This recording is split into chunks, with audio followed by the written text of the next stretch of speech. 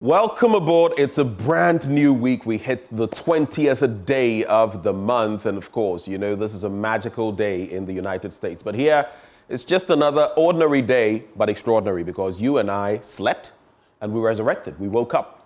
This is the AM show. My name is Benjamin Akakwa. I do this always with Sweetie Abochi. But Ben, I want to ask you this. Please, aka Mary Poppins. Mary Poppins. Yeah, I'm about to pop this morning. But is it me or is this January running very fast?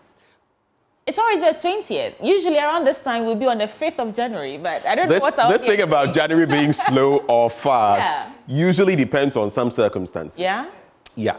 L'argent? If you're broke, right, January will be going slowly. And if you're not, so that means I have to see you for some momocetamol this morning. Be coming down. But folks, thank you so much for joining us for a brand new week. Let me tell you quickly what we have in store for you. We'll start with the AM News. I'll be anchoring that myself, bring you the latest updates on all the stories in and around the country. And after that, Nana Yachopim Jantua will be joining us, and she's former General Secretary of the CPP. And as well as George Aisi, he's former Communications Director for NADMO. They'll be joining us to review the newspapers. Then Muftan Abela Abdullahi will bring you AM Sports. Of course, you stay with us because then we get into our big stories. Well, we get into our big stories. We'll be taking you to Obuasi, that township, because there's uneasy calm there following a shootout between the military and some illegal miners following alleged breaches of the Anglo-Gold Ashanti mining concession. Well, the result, 7 deaths, 14 injuries. And that has left the residents of Obuasi traumatized. We'll be bringing you details of that situation, especially as President John Dramani Mahama has ordered immediate action, investigations into to determine the circumstances surrounding the clash and to bring the perpetrators to justice. We'll bring you details of that right here on the AM show. Now, here's the code for you. By the time the sun sets tomorrow, the invasion of our country will have come to a halt, unquote. And those are the words of U.S. President-elect Donald Trump to his roaring supporters yesterday as he inches closer to his inauguration that is set for 2 p.m. today. We will look at the expectations and how his policies will impact the global geopolitical space. And also, when we come back here in Ghana, we'll be looking at the ministerial vetting of the nominees so far. Today on the list, we have the following people. Kwame Govins Abuja, he's MP, and also Minister-Designate for Ministry of Roads and Highways. We also have Haruna Idrisu, he's Minister-Designate for the Ministry of Education. And then Eric Opoku, he is Minister-Designate for the Ministry of Food and Agriculture. And we'll take you live to the Appointments Committee later today for the proceedings. You know, it's always interesting when we get there. So you want to stay with us from now till 10 a.m. because this show is about Ubuntu. We are because you are. Ben. Indeed, we are because you are. But stick and stay with us. We'll be serving you the news right up ahead.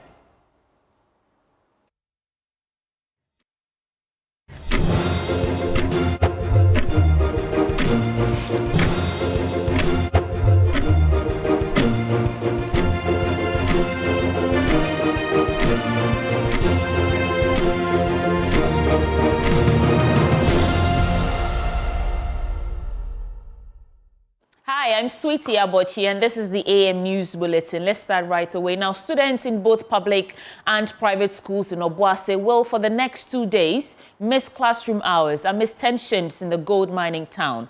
Some illegal miners in the community clashed violently with military personnel when they allegedly breached the security fence at one of the mining concessions of Anglo-Gold Obuasi mine. The confrontation resulted in the tragic killing of at least 8 miners, with several others sustaining varied injuries. Now, although heavy security had been deployed to the area, students in the gold mining community have been directed to stay away from the school. Emmanuel Bright Kweku was in the community and now reports. In the early hours of Sunday, some illegal miners in Obuasi went on rampage following the killing of their colleagues in a clash with the military. The illegal miners had besieged one of the abandoned concessions of Anglo-Gold Ashanti when they were confronted by military personnel on guard. Baba, who narrowly escaped the open fire, recounts events leading to the shooting incident. 300 plus. Nti soja phone ba na dem be pack yem castle ho. Na soja commander no call the chino G phone o receive call bi. Those of us there were more than 300. When the soldiers came, they came to park their vehicles, and the commander stepped back to receive a call. During that time, our leaders were on their knees, pleading with them. After the call, he cocked his gun and opened fire on us. They shot for almost 30 minutes. Almost 30 minutes. Almost 30 minutes. Meanwhile, soldier, Obi see and shoot in a what I say? At least 8 of the miners have been confirmed dead, while several others sustained varied degrees of injury to their arms, chest, legs, and other body parts.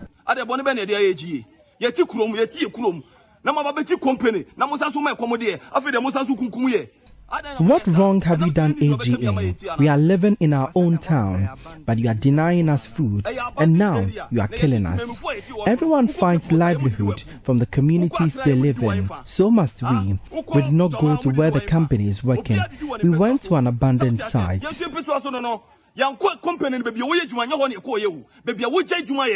7-8 good years.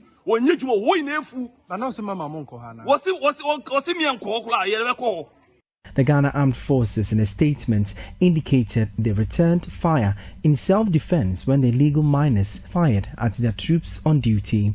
The irate miners, in retaliation, hit the principal streets of the town and set ablaze 4 vehicles of subcontractors of the mine, of which one crashed into a nearby shop and torched properties. We couldn't salvage anything. It's only yesterday that my sister restocked the shop. Over 30,000 cedis worth of items have been destroyed. So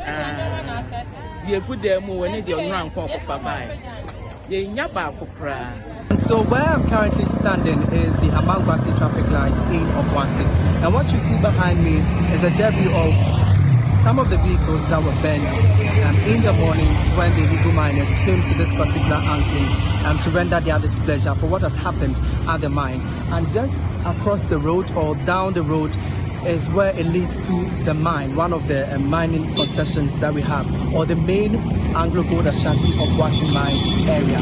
But for the residents who live in this particular community, they are saying that they want security tightened in the coming days because they do not know what would happen.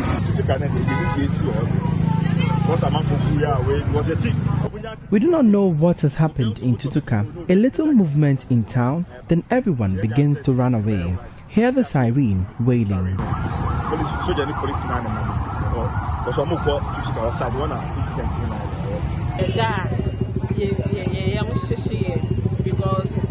It's scary living here now. I woke up at dawn and all of a sudden I am confronted with this. You can't have a peace of mind here.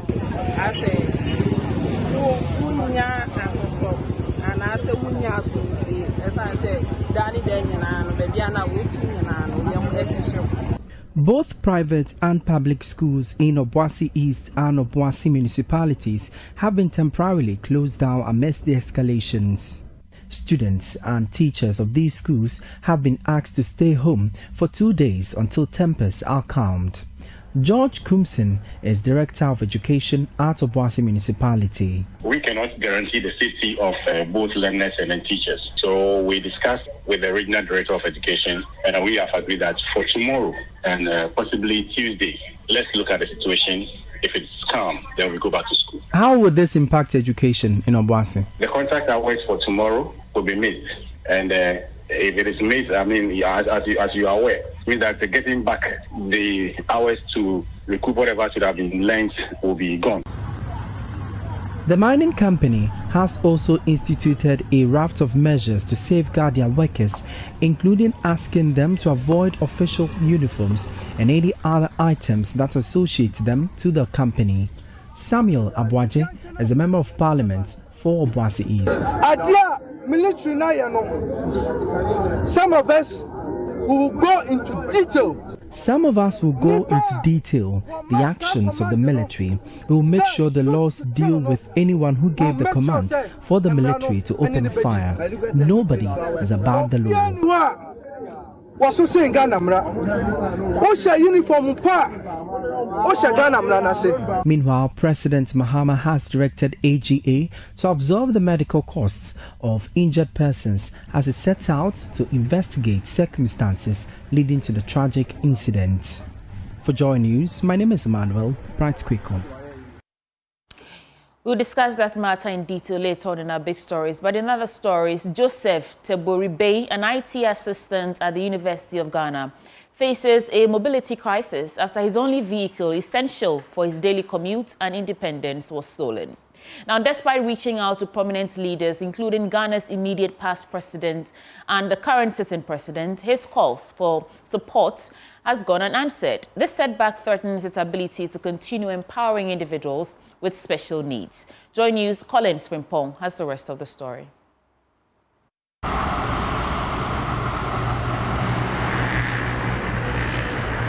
Born in the northern region of Ghana, Makawadum's dreams once centered on becoming a lawyer. But in 1994, the Guinea-Fowl conflict turned his life upside down, leaving him permanently disabled, forcing him to chart a new course. I fell ill. That was in 1994. And as then, there was a conflict in the northern region, if you ever heard of Guinea-Fowl conflict. So the hospitals were not operating. So they were just using the local herbs to treat it. They didn't even know what it was. And I was in a room from 94 to year 2000. I started using wheelchair year 2000.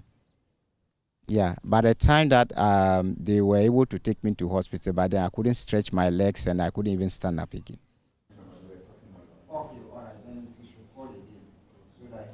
Today, Makawadum is a beacon of hope for many. As an IT assistant at the University of Ghana, he dedicates his life to equipping young people with special needs with digital skills, opening doors to opportunities in the tech world. But even heroes face battles. For Makawadum, his independence hinged on a lifeline, his 2013 Hyundai Elantra. That car, stolen last year, was more than just a vehicle. It was his mobility, his freedom, and a crucial tool in his mission. For right now, it's not easy because my car is no more with me, because it was there to aid my movement and all that. Because looking at this wheelchair, it's manual one, and it's so old. But because I was having the car, because I don't use it, I just get down from the car and use it to enter where I want to enter. So I wasn't paying much attention to getting a new wheelchair or anything like that because the car was there. But at the moment the car was stolen in June, I have to rely on the manual wheelchair every day.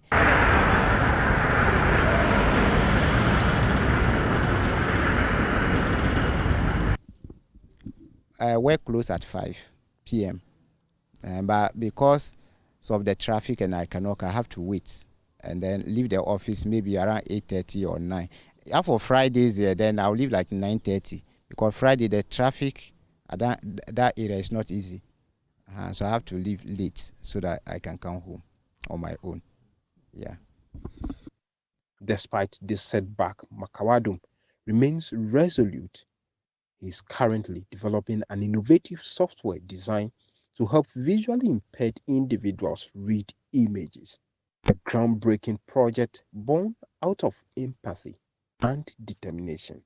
So even the challenge that they are facing there is about images, because and then the charts. Though the software that they are using, NVDA and the JAWS, it can tell them that it's an image or it's a chart and all that, but it doesn't describe everything into details for them. So I'm working around the clock that my projects, I want to focus on that we can maybe integrate an IT image description tool that it can describe the image into details for them to understand what it is about. Yet, the lack of mobility continues to weigh heavily. Makawadum has reached out to government agencies and prominent leaders, including Ghana's immediate past president and the current president. His appeals for assistance has, however, been met with silence. Because when they stole my car, I wrote a petition to the president. It passed it to the Accra regional minister. It didn't get to the president. Whether it get to them and they didn't work on it. I went to CID head office. I sent a petition. Nothing. National Security Head Office, I sent a petition. I've not heard anything till today. I sent it to Yoko. Only Yoko that they reply and send me a mail. And they even wrote a letter and sent it to a dispatch rider to come and give it to me. That because it's with the Ghana police, they're supposed to work on it. If Ghana police extend the request to them, then they will know what to do. Till now, I sent a petition to John Mame's office, and I even wrote a request. But then he was in opposition, because I wrote to the president, I wrote to him too. I went there twice in his office, went and submitted it myself. They said they were working on it till now. Now even the office number they gave me, if I call, they don't pick it, answer again. For Makawadum, his silence speaks to a broader issue, the systemic neglect of people with disabilities in Ghana. Public spaces and infrastructure remain largely inaccessible, making daily life a constant challenge. In Ghanaian society, it's on the paper, but practically it's not there. Because you go around, you see that even the new buildings that they are constructing on campus or even in Ghana, you see that you go there and you can't access the place. Because they don't add that into, they don't consider it. But one thing is that, as I said, I wasn't born like this. Anything can happen and you end up using a wheelchair or you lose your sight. There that you face the reality and you know that no, the people were not joking, they were saying the truth. The society is not being fair to them. Despite these hurdles, Makawadum's passion for empowering others remains unshaken. Dreams of a future where technology bridges gaps and creates opportunities for all. But to continue his work, he needs the public support. A new vehicle would restore his mobility and enable him to keep making a difference. As I said, if I'm going to cross the road, let's say maybe in the morning, I couldn't wake up early and then the students have exams at 7. I'm not getting a car to go and I'm going and I can't cross the road and nobody is there to help me cross. What will happen? I'll end up either losing my job or the student will not be able to write the paper. And if I force myself to cross, I may lose my life in the process. So now my mobility is very, very important. I believe in myself that if I'm able to get what I need and I work independently on my own, I'll get all that I want for myself. Now my mobility is the most important thing to me. For Makawadum Joseph Tiborbe, every challenge is a chance to innovate and inspire. But now he needs help to keep moving. Collins Frimpon's report. 23 constituency organizers of the National Democratic Congress in the Central Region have expressed their heartfelt appreciation to President John Dramani Mahama for appointing Eko Penyi Eduamwa as Central Regional Minister. At a news conference in Cape Coast, the organizers noted that the Central Region faces significant challenges, including stalled infrastructure projects and high youth unemployment. And they expressed optimism in Mr. Eduamwa's capacity to lobby for the revival of key projects in the region. Joseph Kojo-Mensah addressed the news conference. As field marshals, we feel honored and humbled by the trust the President have in the 7 executives and are rewarding them accordingly. We also have confidence in the abilities of Honorable Eko Penyi, a grassroots person himself, who will work diligently to justify the trust reposed in him by the appointor, the Central Region, and our great party, the NDC. Central Region needs unity at all levels, and we have full confidence in Honorable Eko Penyi that he has what it takes to bring about the needed cohesion. Central Region is lagging behind infrastructure development. We, the organizers, believe in the capabilities of Honorable Eko Penyi to lobby for our share of the national cake. The youth in the region needs jobs. Forward-looking as you have been, we expect nothing less than he working to revive the following abandoned project. 1, the sugar factory at Komenda. 2, operationalize the fisheries university at Anamabo, making sure the fishing processing plant at Elimina, which is the 2nd largest in West Africa, is also operationalized. We also asked him that if he takes office, he should look at the Nursing and Teachers Training College at Ejumaku Bisiase. These are and others that are job-creating ventures will be put in operation. We cannot conclude this presser without mentioning also the appointment of Honorable Kesel Atuba Forsen, Doctor, as the Finance Minister, Nanama Kluche as Environmental Protection Agency CEO, and also the acting spokesperson for the President, Felix Ofosu Kwakye. The appreciation from the body will equally not end without mentioning the President's selection of Professor Nana Opoku Ajiman as the running mate and subsequently becoming the first female vice president in Ghana. Central Region will forever be grateful to you, Your Excellency. In more news, the Northern Regional Minister nominee, Adolf John Ali, has identified peace and security, education and health as the major areas he would focus on if approved as the Northern Regional Minister. He emphasized that peace is a prerequisite for any development agenda to thrive. Mr. Adolf Ali made these remarks in an interview with Joy News. Here's more. The Northern region is one of the regions that has suffered violent conflicts ranging from chieftaincy, religion, land, ethnic, among other conflicts. These conflicts have in the past led to the loss of life and properties. But speaking to Joy News, Northern Regional Minister Designate Adolf Ali is assuring that no single blood will be dropped under his reign as minister if he's given the nod. First and foremost, looking for peace within this region. I want to ensure that there's total peace, absolute peace in my region. And so myself, the chiefs, the religious leaders, opinion leaders, and all the stakeholders, the security agencies, I will ensure that we have periodic meetings just to discuss security issues, to avoid any conflict. Instead of waiting to resolve conflict, we work more, even if it means to spend much on avoiding conflict. For me, that is better, because if there is conflict, we can lose lives. Some of the lives that we are busy losing, perhaps these are people who have ascended to higher positions and maybe improve upon our lives. And so I will do everything possible not to let us lose any property or life as a result of conflict. And so peace is one thing that I will take very, very, very, very serious. He said he would also prioritize education and health under his watch. Mr. Adolf said his experience living with the three major tribes in the region would be a plus in helping govern the region. Some of the hinterlands, the schools, we don't have the number of teachers that we have. You understand? You go to our hospitals, we don't have the number of doctors and nurses that we have there. The few that we have, some are even struggling to go back. I will do everything possible on the educational system. Myself, the district directors, group directors, all the decentralized departments, I will ensure that I bring them on board. And then we'll see what we can do to improve upon the educational standard of our region. So I'll work hand in hand with the district chief executives.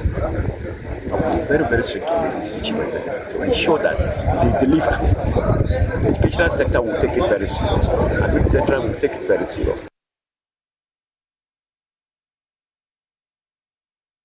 Now that takes us into our business update segment with Benjamin Akakbo. Thanks for staying. Coming up in business, senior finance lecturer at the University of Ghana Business School, Dr. Benjamin Amwa, is optimistic the setting up of the Gold Board will bring about transparency in accounting for gold exports in Ghana. His comment follows the appointment of Sammy Jemfi as the managing director of PMMC, with a task to set up a gold board for short, for sustainable management of Ghana's gold resources. Speaking to Joy Business, Dr. Amwa indicated that the board could help to account for Ghana's gold export. It's very possible that can happen because you see, it is also appearing that the gold board is likely to play a similar role of what cocoa board is doing in the area of cocoa. That is my suspicion. But because in the manifesto, the details of the gold board was not clearly spelled out, it's difficult for one to understand exactly what they're going to do. But clearly, if you read between the lines, it is going to be something like the Ghana Cocoa Board. But this time around, in the area mainly focusing on small-scale mining, because that is where there has been a lot of issues and a lot of lack of transparency. For the large-scale mining companies, sometimes documentations and trail on their activities is easy. But if you look at the small-scale mining, it's sometimes a bit difficult to know what is happening there. So if we have the board, definitely the issue of transparency will be much more clearer for all industry players to have their eye into and to appreciate what is happening, most especially in the area of the small-scale mining sector. Now, CEO of the Chamber of Agribusiness, Anthony Morrison, has attributed the rise in food inflation to the failure of previous governments to support farmers ahead of the dry season. Speaking in an interview with Joy Business, Mr. Morrison urged the current Agric Minister-designate to swiftly intervene to ensure food security for the next 3 months. The first thing was that as a country last year, we registered at this time, prior to planting season, there was a drought spell. So that affected the major harvest season. Now, that also notwithstanding, the government did not actually take any pragmatic effort to provide any kind of intervention for these farmers to be able to quickly replant within the same major season for us to have something going. So you see, instead of the $120 million given to them by the World Bank, they actually spent that to import maize and rice, where they could have given farmers irrigation materials, water pumps, and generators to now plow back the mitigation. That didn't happen. Now, going into the minor season, because that was also getting to election time, government was fixated, the previous government was fixated on election. So they imported this to do election campaign. Now it failed. Okay, so the lean season, the dry season did not also get any support from government. This is the result of what the previous government has done, and that's why we are feeling the pain this point in time. When it comes to ginger, you know, ginger takes a long time to produce. It's not like the other vegetables. It's a root product, which is a vegetable that we use. Now, when it comes to tomatoes, Burkina Faso is now adding value to their tomatoes. So obviously, the best tomatoes are going to go into the factory. What is going to left for us to import into Ghana is going to be small. So we are seeing the prices of tomatoes also going up. What we need to do now is to drastically put in support for farmers, give them the critical support that they need now, also provide the drought-resistant intervention, so that even if we get any drought spell, which we believe strongly based on the weather, as it stands that we haven't recorded any heavy downfall of rain. So we are projecting that we are going to experience some form of drought spell. This is the time the government needs to start looking at where are the interventions.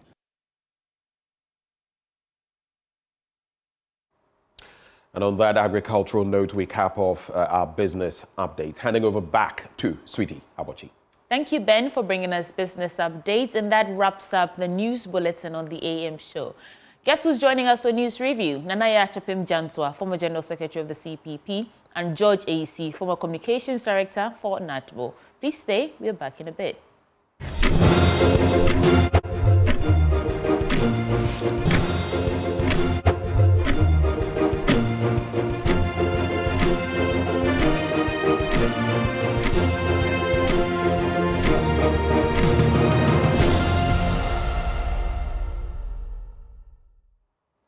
This is the AM show. We serve you the AM News Review now. Welcome back. Joining me in the studio, my own in-house guest, Sweetie Abochi. And we'll be getting to our other guests in a bit. Sweetie?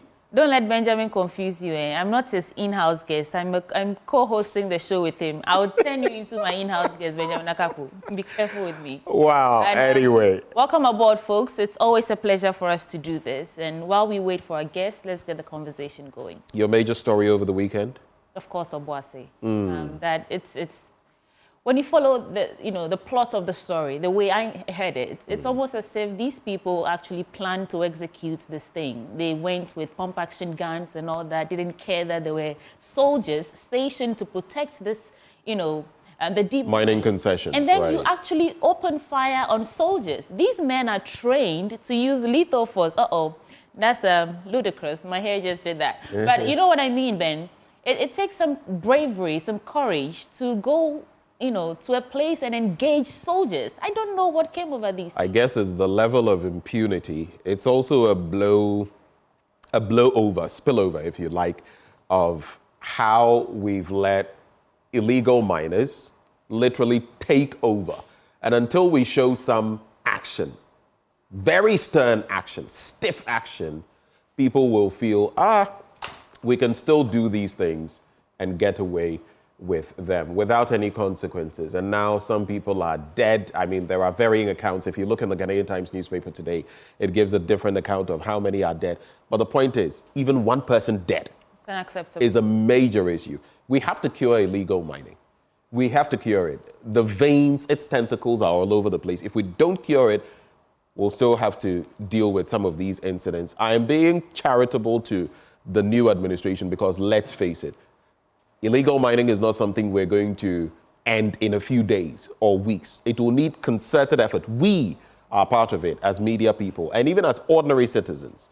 But the point is, we've got to this level of impunity because over a number of years, people have been allowed to do the wrong thing and get away with it. So people still feel emboldened. We have to clip such people's wings to make them realize, no, you do this, there will be dire consequences. I want to be said, I don't know, call me a prophetess of doom or whatever, but I'm glad, Benjamin, that this happened. Why? Because it opens up the conversation again. But we're not glad about the deaths. No, but the circumstances, it gives rise to us to talk again about Galamsey and the effect it has on our water bodies and lives and all that. If this hadn't happened, I almost thought that, Galamsey was sorted. Everybody is just quiet now. Except when MFAPA was reading the news, say hashtag stop Galamsey now. Oh, it is on. But all these CSOs, people who were waxing lyrical, they wanted the president and some others to sign a treaty of some sort. What's happening?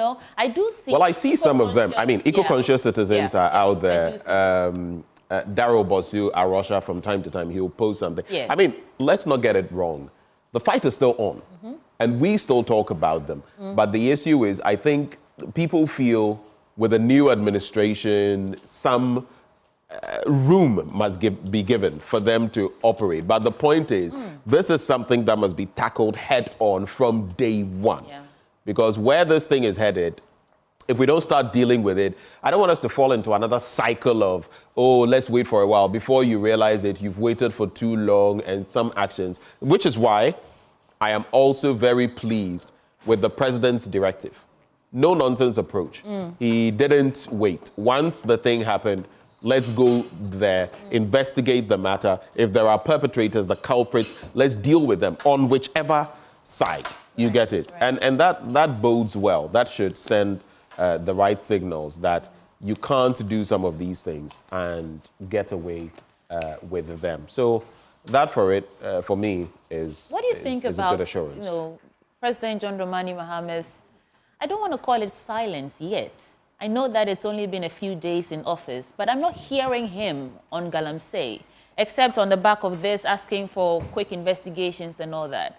I was expecting to see much more action than what we are seeing. First, it was missing in the inaugural speech, and then it's been, I know that you're making appointments and all, Ben, but shouldn't we be getting more than we're getting right now on Galamsey and the fight of it? Because it's still affecting our water bodies.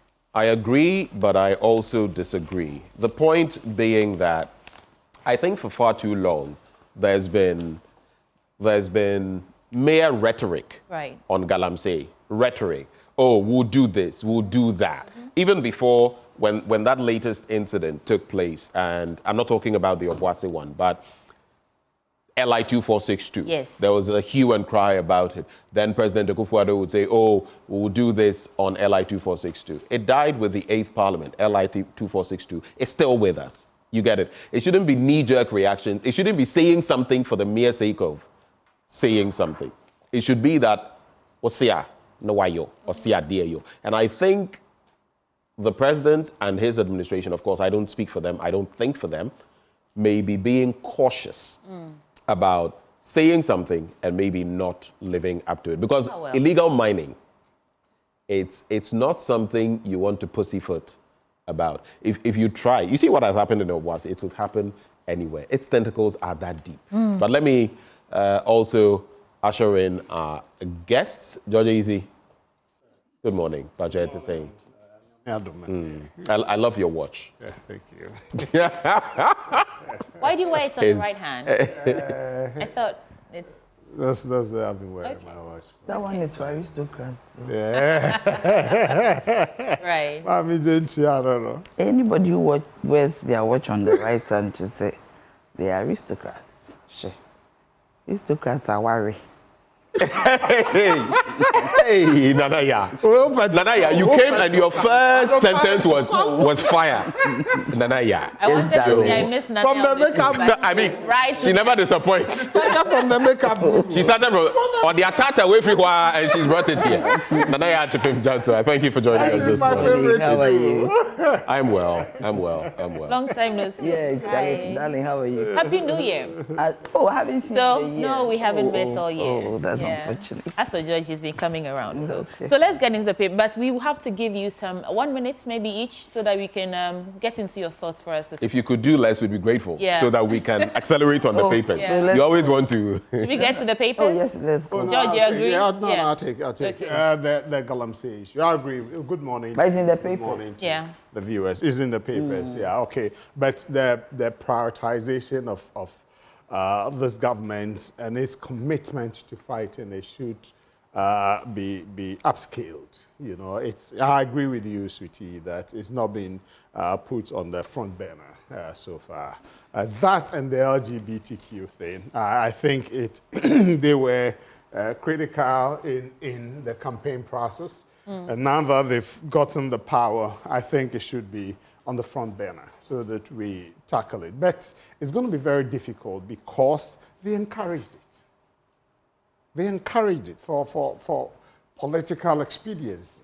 Now it's facing them in the face. They have the power and they have to deal with it. The Ghanaian people want that issue dealt with. It's going to be difficult. Yeah, well. But we wish them well. You see, I said I wouldn't say anything about this one. You see, you cannot. We wish them well. No. Well. Yes, you have to wish them well. You see, No, it's a topical issue. Let's discuss it. You get me? I mean, somebody has been in power for 8 years. Somebody just came 13 days. He has not even put His cabinet together. He hasn't put his government together. There's nothing like no. So you cannot come condemning the person that they don't have a plan for dealing with Galamsey. That is unfortunate. You have to criticize constructively. That if after a certain while, maybe the 120 days that he's talking, he hasn't even done 20 of the 120. And you are saying 13 days he hasn't looked at Galamsey. I didn't mention what he has done now with the issue with Galamsey, going straight into investigating whatever happened, something will definitely come out and we would know which way to go. But you cannot, 13 days. You cannot come criticizing one who has been there 13 days. Well, I don't think it's more criticism. I don't know if it's you or me, but I don't know if it's criticism. I think it's not on the front burner. For me, I think it's not on the front burner. Were just high. But the point is, but there's only 13 days. No, we are talking about the statements the president has made. Nothing has been said about it. No, we don't know the plan. He may have a plan, but it's even in his resetting 120. So let's leave him for the 120 days. We have lived with Galamsey for 8 years with people who said that they will put their presidency on the line. Yes. And they never did. And we are where we are today. We beg them. Okay, let's add more context to the conversation about Obuasi and the people who died, the soldiers and all that. It's unfortunate. I mean, seriously, when I was coming this morning, I heard it. I didn't expect that to happen. And I believe that we should be more careful than that. I didn't get it very well, that they tried to go into the Anglo Gold area and they were shot or something like that. So, but there should be some policing around the perimeter. There were soldiers stationed there, actually. Yes, then if soldiers were stationed there, why were they shot? The soldiers, you see, I always say that the force, when they are dealing with civilians, they should have a way of dealing with But these civilians were carrying guns, pump-action guns, cylinders. And we've seen statements from the Ghana Armed Forces. Yes. I mean, you see, the point too How did they is- get the guns? Question for the gods. That's- Nobody knows. We know of the gun. we know of the proliferation of arms in the Yes, country. So yes. that is a more, and let's face it, whether it's the people sometimes think it's not just the Chinese. The Chinese are doing a it's not lot. just the Chinese. There are Burkinabes, there are Malians, there are Ghanaians. There are so many people in the sub-region. I mean, once you open it up, people will come and engage in these actions. But you can't shoot at the military.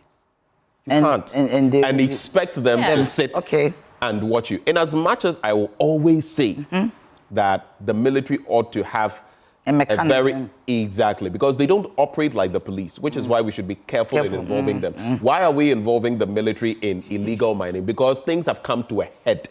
Pim. So we brought in the military. You open fire on the military, that's a different story altogether.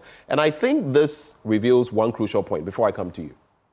You know, always, like in the South African incident, sometimes abandoned mines, sometimes mines that are still active. I think we ought to police those areas.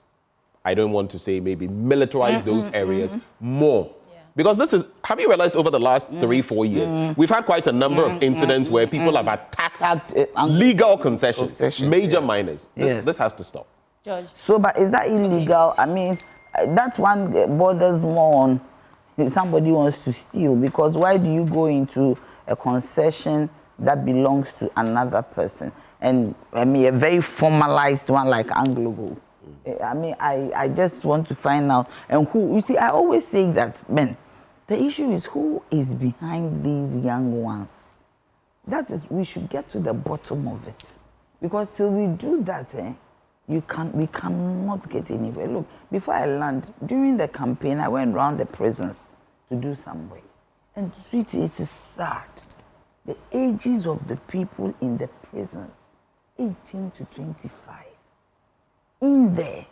So who is behind all this crime? You see, we need to really have a look and do an investigation thorough. Because if you don't get to the bottom of it, people will die. We will fight. But they will still go there because somebody is asking them, helping them, moving them to do that. Look, I went to the market and I saw a 13-year-old porter. And now I've heard there's a cartel. Yes, they bring them from the north, they work for them. And my heart just broke. I mean, the money, I stopped marketing because I gave everything to her. Oh. Yes. 13-year-old, that is how our social fabric has degenerated. 13-year-old. And the market women told me even they are 8-year-olds. And it is being run by cartel. And now let me not take the wind out of your sail, but we just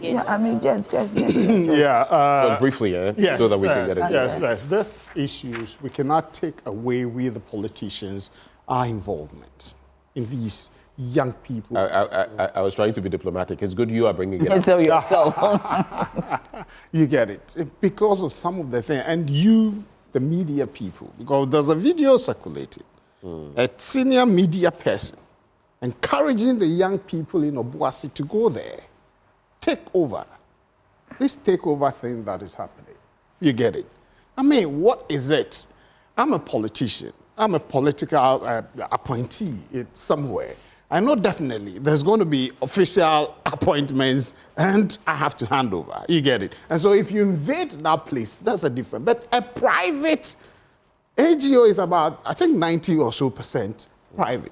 You get it? AG. So it's wrong for anybody to encourage individuals to invade a private enclave, a mining enclave, like going to take over. And then you go with the brazen bravado, with pump action, that you're going to take over the place and you shoot at the soldiers. It's wrong. But Nanaya asked an interesting question. Anyway, and we should get to the bottom of some of those. According to the military statement, They had locally manufactured rifles, pump action guns, gas cylinders, knives, heavy-duty industrial bolt cutters, of course, what they would use to make the breach, axes and machetes. These are not things that the people just come across. Someone sponsored this. Someone facilitated. No. Some of them come together and buy it. I know that. Always any big person that is behind it. I know that they have a lot of resources at their disposal. Do you remember that incident of one person saying that in one day he made enough to buy a plethora of buses and all that? I get that. But before they got to this point, there were people with clout behind them. And this is what it has led to. And they themselves too have built themselves up. You get it. And so let's talk to these people and then find the alternative. The last one, my brother and sister, is the same Obuasi. It's not where individual NDC guys, you know, stopped certain soldiers who were wielding guns. That day they didn't react. Individual. You get it? They didn't react on the election. Election day.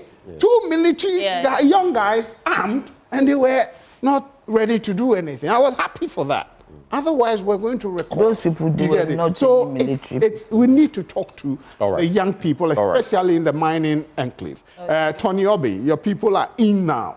The responsibility and the onus is on you. What has he done? To get your people to, you know, allow you to do what you need to. But Tony has why? Please, why is he mentioning? Tony is not here. Why are you mentioning his name? Okay. No, but why are you mentioning those who were going to the mining site? No, it's technically unfair to mention. He has no control. And he's not here. So why are you mentioning him? What has he done? He's a mining guru. No, he hasn't done anything. He's not in control. Please. Please let him withdraw. I said they should talk to their people. But I've already said that. It's unfair. He has no locus. Why should you mention his name like that? He's the guru in there. Guru in where? In the NDC. When it comes to mining, I am saying that the guru. He's not anything. This pairing is interesting. I'm not indicting. Fire for fire. Let's get into our paper. Have you heard what? Are you here to defend everything? Well, he's saying that, yes. So the Ghanaian publisher carried the story. So President Akufo-Addo gives, former president gives thanks, and the quote says, "I did my best for Ghana." And this is the Ghanaian publisher. I want to read that story. He says he's at peace. He started with, I don't know though whether Ghanaians are at peace with him, but so for the benefit of our audience, let me get into the story, gentlemen. Hold for me. So former President Nana Addo Dankwa Akufo-Addo has described the consolidation of democratic values in Ghana and his peaceful transition of power as two key achievements of his presidency that fill him with pride. I want to skip to a quote where he said, quote, "One is that the democratic values to whose sustenance I have devoted my life now appear to have taken deep roots in the body politic of our country. And I say amen to that. The second is that I came in peace and I have left in peace." So basically, he says he did his best for Ghana. Let me add two more stories quickly before I come to you. EC appeals for security to complete Ablekuma North Coalition. I think this is, anyway, I'll come to you in a bit, gentlemen. And CDD boss chairs Mohammed's Constitutional Review Committee. President John Dramani Mahama has established a constitution review. We all saw it. And the people who've been tasked to, address the gaps address the gaps in the 1992 Constitution in a bold step towards enhancing Ghana's democratic governance. Some of the names that came up, people were asking, why are you keeping hair there? But gentlemen, Benjamin, you're smiling because you know what I'm talking about. Let me just say this. The bit about Nana Addo saying that he did his best for Ghana, though. My only comment is that the last election was a referendum, a verdict on whether he had done his best for Ghana. I would say let Ghanaians judge for themselves.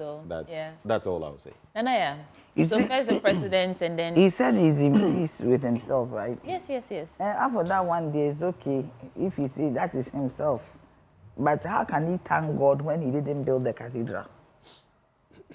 You go and you thank God, and the cathedral is sitting there, you spend money on it, you didn't build God's house. How can you be at peace when you did not build God's house that you promised that you built? $58 million gone down the drain with no sign of a structure. And you can be at peace with yourself and with God. God will always ask him this question. Sometimes we have plans that don't always mature. Not with God.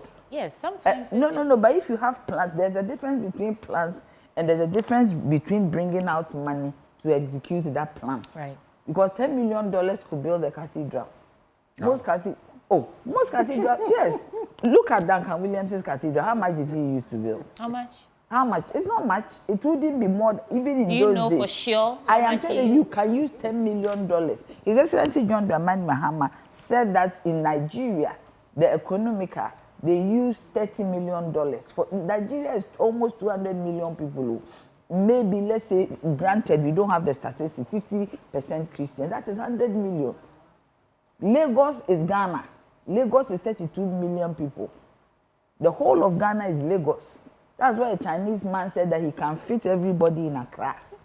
Do you get me? Right. So I am saying that if he's at peace with himself, he knows, but he shouldn't bring God in it. Hey. Yes, because but God. That's what I'm saying, though. That's between salvation is individual. It's between him and God. You cannot say that he shouldn't bring God into it. No, please, this is not salvation. Right. It's a covenant. You promise God something, you do it. But that's my point. It's between him and God. No, so right? He shouldn't come and tell us that he's telling everybody. Once he tells us, we will then question him. Okay. And number 2, he said he left Ghana in a good state. Yes, he came in peace, he left in peace. You see what happened to Bawumia. It was a vote against Nanado. It was a vote against Nanado's government. The Ghanaians didn't want to know him again, forever and ever. I'm sure of that. Yes, I am sure. I mean, what are you talking about? This has never happened anywhere. Okay. Everything that they told that he told us, he didn't do it. He has his own, and as always, he has his own scorecard. All right. Let me pass the baton. But you know what he's going to say. George. Yeah, I agree. I'm happy the former president, Nana Dankwa Akufo-Addo, says he's a peace. He's a consummate Democrat. People were saying he was going to declare. Big English, consummate. That's all. I'm an aristocrat. If I'm an aristocrat, what do you expect of an aristocrat? Aristocrat Hawaii. Yeah. Thank you, Sweetie. Yeah. You see, that is it. In the Bible, David sought to build a temple for God. That was his wish. Okay? God said, no. David, come and misquote the Bible. David, hold on. And he went on because he was passionate to get that for God. Then he asked God, can I get some of the materials for the temple? God gave him the go-ahead. But he said, your son, Solomon, will build. So where is the materials? Is that the materials? Look. Don't misquote the Bible. About $58 million in cool. How much is it, the architectural design? How much is it? Okay? The initial thing. Then they talk about a hole was dug and all that. Let me finish. If you are putting up... I'm passionate about God's things, so... Dig a foundation. Are we back here again? But since you're quoting the Bible... So you say yes. Just a brief interjection. Go ahead. In the same Bible, it says, it is only a fool who starts putting up an edifice, building a tower, putting up a building, without counting the cost properly, so that he starts, and in the end, he is unable to finish. Are you familiar with that part of the Bible as well? You have quoted. What I simply want to add is $58 million. Yes. Okay. Yes. If you tell me about, I keep saying my father did this work, so I know a little something about architectural design.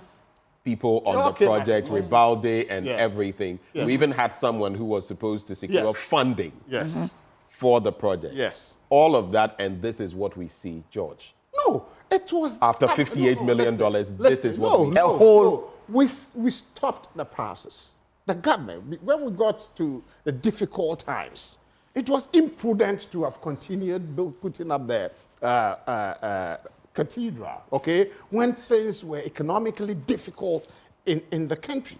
And so we put a stop to that, okay? And if you put a stop to a process, definitely there's going to be challenge, especially when you've dug holes, okay? So these are matters that and I'm happy to tell you the fact that the current president saw the need to continue the process, albeit he said he's going to change the location.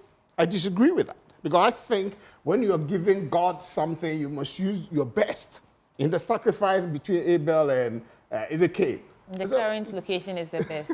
All right, let's do some. Let's do. No. We're not contesting so you that. choose a prime area. Let's do the major. And some of the cathedrals used over 800 years to build across the world. Thank you. So let's get that history. And so, God, I'm happy. Though let's face it. The promise was not that you would conclude the putting up of this edifice. Let's not forget. Even His Excellency Bawumia said that he will build this before the elections. And what happened? Oh, how? He said it. But guys, this is curious. Before you get it, Nadia, hold for me. George AC is saying, man proposes, God disposes. If this was God's project, will he dispose of it? No, he won't dispose of it. Let's go ahead. No, it's fine.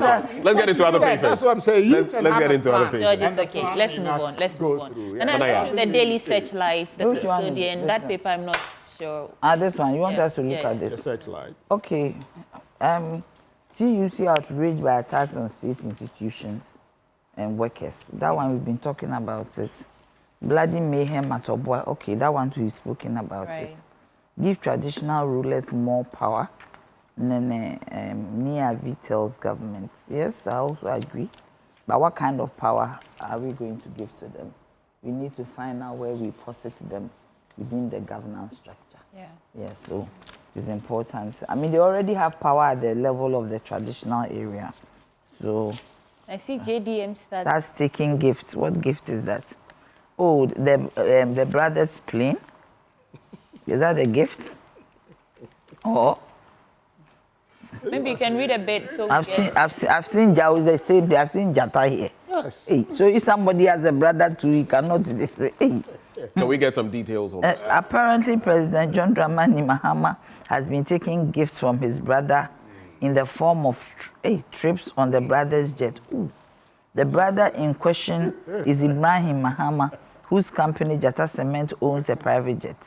It's now turning out that since he was sworn in as president, Mr. Mahama has been using the gift from his brother on official trips. Okay. Former president, it's the same thing, former president. Right. By somebody. So let's face it, these are sometimes the beef we have with some of our brothers and sisters on in the print media. Sensational headlines that but the real story I saw over the weekend, people, tweeting and all of that, why is the current president not using the official airline for the presidency, which the Nado administration brought to bear? A lot of people, Okujatua Blackwell, had been talking about the former president's jet flying and all that. But the dynamics, from what I heard, the response I have got is that the presidential jet, of course, it has to go through certain processes. And there's a unit of the military that must give clearance, the same way the president hasn't moved into whether it's the Jubilee House or the Flagstaff House. So, you see, the politicking has started very early. People are allowed to do that. But when you look on the face of things, objectively, this is nothing really. This is nothing really. So you talk about aviation because what is it? All they are saying is that the security clearance hasn't been given. There's an outfit in the military that must give it. A president doesn't just take over waste your time and go talking about this a new jet. He's using his brother's jet, and it has been confirmed that the fueling and all that is not at the expense. But Ibrahim has been using this jet. So what news? George, the custodian. It's news for me. Yes. Then after I wanted to talk about the. Or we'll come back. No. Go ahead. The constitutional. Please hold for. We'll come back again. No. Go ahead. I look at the list of the Constitutional Review Commission, and they are terms of reference. They are even referring to looking at the old reviews that have been done. So I was surprised that Dr. Raymond Atuguba wasn't there. Professor. Professor. Raymond Atuguba wasn't there as one of the people. And an astute lawyer like Chikata. Okay. Doctor, is he a doctor or lawyer, Chikata? No. He's not. And his brother, Free, a very intelligent lawyer. I expected to see such names in the team. But these are people that are great lawyers in this country, and everybody knows. And it's even possible that because of their age and the way they worked with Rawlings, they could give us a background into some of the reasons why some clauses were put in the Constitution.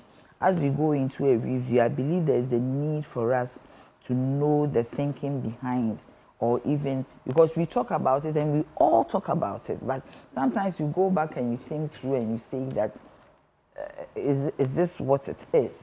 But I would want them to look at a certain trajectory of the legislature and the executive, and that we need to really dichotomize the two and not put them together. Because sometimes then the president, who is the executive, would want to think that he has an oversight over parliament. So I think parliamentarians should be parliamentarians and ministers of state should be ministers of state. So we're on the same page on that one. Okay, I agree there should be a separation so that you because the Westminster system, the prime minister comes from parliament. So with that one, I mean, that is what it is. But this one, the president doesn't come from parliament. I think we are doing a hybrid. Yes. But we need to find a way to make it clear and also resource parliament good enough so that there's no interest elsewhere. Because before I finish, I was saying that a parliamentarian goes to parliament, closes at 1 p.m. and comes to his ministry and ends what? Work ends at 5 p.m. Do you get me? So I think we have to look, but the most important thing is that going forward, we need to have a consistent and lubricated source of funding for Parliament. Okay. George? Yeah, thank you. The first one is the presidential jet issue. We had said this. The former president went to the United States, and upon takeoff, they realized the challenge and then came back. And we said there's a problem with the jets. Okujetu and Co. wouldn't allow that. You get it. And you pestered and pestered. And you know, the number one citizen which is captured in the constitution of the land is the president. The jet has not and been his bought. safety, His safety is paramount to all of us. His safety is paramount. So I am all for the Ghana Armed Forces to give the assurance that the presidential jet is fit for purpose before His Excellency John Dramani Mahama can use it. I agree with that, okay? So, but I do not disagree with the people who are bringing it up because you made it a case. But George, you see, context always matters. When Okujeto Ablakwa brought it up, the claim was that the already existing presidential jet was fit for purpose. This one is being investigated, whether it is indeed fit for purpose. And of course, I'm sure some things like whether it has been bugged and all of that would also be in the mix. But then people were talking about the cost of this. It was at a cost to us, taxpayers. We're paying several tens of thousands of dollars for every trip. Yes. And I just mentioned to you, because that's the bottom line. Yes. People are asking this, he's already costing because fueling and all of that. And the presidency has come out to say that this is not, it's like a freebie from his brother. If his brother wants to give a freebie to him, how is that an issue? That is what is even worrying. Why? That if his brother did not have these jets, how was the president going to be flying? And two, you see, they say the devil is in the details. They've now taken office. I don't mind wanting to go into the details. That's good. Brother did some job for us, dredging of the Odo. What happened thereafter? What happened? Were there costs to it? What happened? They were free. You tell us what happened. But these are two different issues. As far as I know... No, it's the same person. Okay. Yeah, but the person in question, I am not. And what they're doing with the issue. I'm just. You see, Ben said I shouldn't talk, but listen to what he's saying. Hold for him. Let him no, because the two are not. He's comparing apples to oranges. No, I'm not comparing any apple to oranges. So you wrap on that. You get it. Thank you. Wrap on that. I'm not comparing any apple to any oranges. Okay. So that is the matter. We'll get with time. We're going to get into the details of the matter. How free was the free jet and co? Because it's going to be part of state accountability. You know, in this jurisdiction, even when it comes to murder, you are innocent until proven guilty. Yes. So until you get contrary evidence, yes, I'm not too comfortable. But make your final point. You wanted to say something. Yes, final point. On the Constitutional Review Committee, that's okay. We need There's a lawyer leading it, but compared to the lawyers she mentioned, he's a junior lawyer, you know, Professor Kwakye, you know. He's actually an accountant, a professor in accounting, and then the law is... I think I should make a quick point here. He's leading the chairman. The lawyers you've mentioned and everything else. Professor Tuguba, for example, you know the 2010 Constitution? He was a member. A member, yes. And maybe, I mean, with all of these people having served, look, I've had personal interactions with him and some things I can't, but all I will say is that some of them may not necessarily want to, because over the years, they have been pushing certain things and the committee to activate and the white paper. Indeed. So I think whatever it takes, for me, the bottom line is how do we activate the relevant bits? It's not so much about who is. No, and I conclude on that. I agree with the position you take that Parliament should be separate from the executive. Yes. Liberia, that's what they do. And Parliament is elevated over and above ministerial position. That, you see, when you go it that way, the member of Parliament is higher than the minister. You put them at a certain level. Yes. And what and they resource them. This is the issue we're talking. What they take is enough to be able to make them function as members of Parliament and reps in their constituencies. You get it? So that is the way we need to move. This hybrid, we've tested it for 32 years, and I don't think Parliament should be independent, very strong. That oversight over the executive. All right, point noted. Was going to time is not on our side. And people were making, disagreeing. And but if Parliament were independent of the executive, then they can make their own destiny. So I think the committee, I wish them well. One thing that I know, I pray they don't touch, is the possibility of tenure. And I know some people, it's an entrenched clause, so it will come for referendum. But I pray they don't even... I don't think they would touch. All right, let's do some other papers. George, you have the custodian. Ben, do you have Daily Graphic? I do, in fact. And George, just hold. I was responding to an interesting... But anyway, Daily Graphic, President Mahama asks Asante to help address economic woes. Constitutional Review Committee formed experts to present recommendations in 5 months. Of course, the chair there, Professor H. Kwesi Prempeh. I believe we've already touched on this, so I'll not belabor the point. Declare assets before taking office. Shraj charges public officers in new government. And this is something else that we have to really, because, and here's something. And who are public officers? I usually have a problem with it because it ends at often assets. But liabilities are a huge deal. Someone could take office and owe a debt of 1 million Ghana cedis or $1 million to a bank. Yeah. If those are not declared, the person can engage in stealing and you will still think, but my assets have not increased. But the person is using it to pay for his or her loan. So assets and liabilities. But Ben, if you are employed, you are paid a salary. The salary go through your bank, right? Or maybe you get a new bank. Well, if you know what I'm talking about, it's not necessarily salaries and where they pass. Let me just pick a little They should tell us. People have 3 different accounts. The wives that the men should tell us. How many wives do they have? So that's how did it end up here? Anyway, the Commission on Human Rights and Administrative Justice has urged public officers of the new government members. Hello, please. Members of the Ninth Parliament.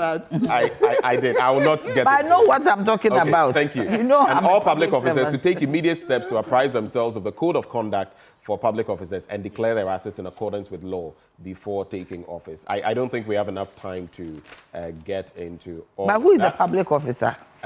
I'm sure the Constitution has certain delineations, and we may add certain ones based on what we all agree. Because civil servants, everybody is a public officer, so who is a public officer? I think that's legislate one of his holders. We have to go, so I have to do this. Legislate organ harvesting to save lives. Kutoche says so. A business executive has called for legislation to harvest healthy kidneys of persons declared dead by medical practitioners at hospitals to aid a kidney transplant system. This is a very interesting story. And I think especially with where Parliament is working on kidney disease, chronic kidney disease, and treatment have got to, we ought to explore that. The BNFT, Network challenges erode gains made by Ghana's electronic medical record system.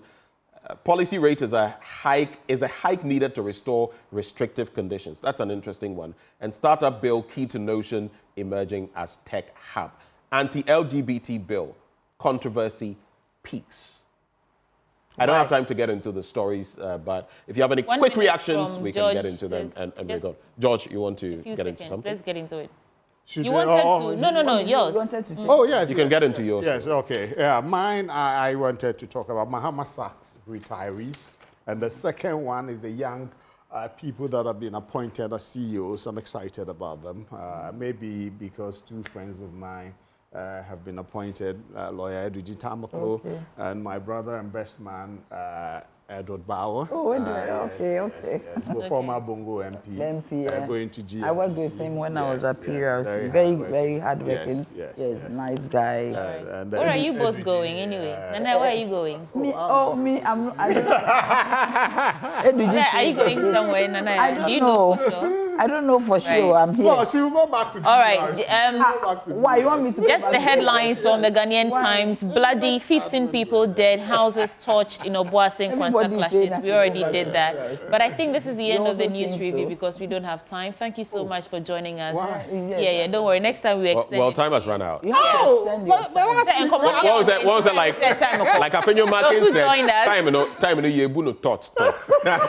George AC is former director for NADMO, communications director for NADMO, and Nanaya Chepim Jantwa is former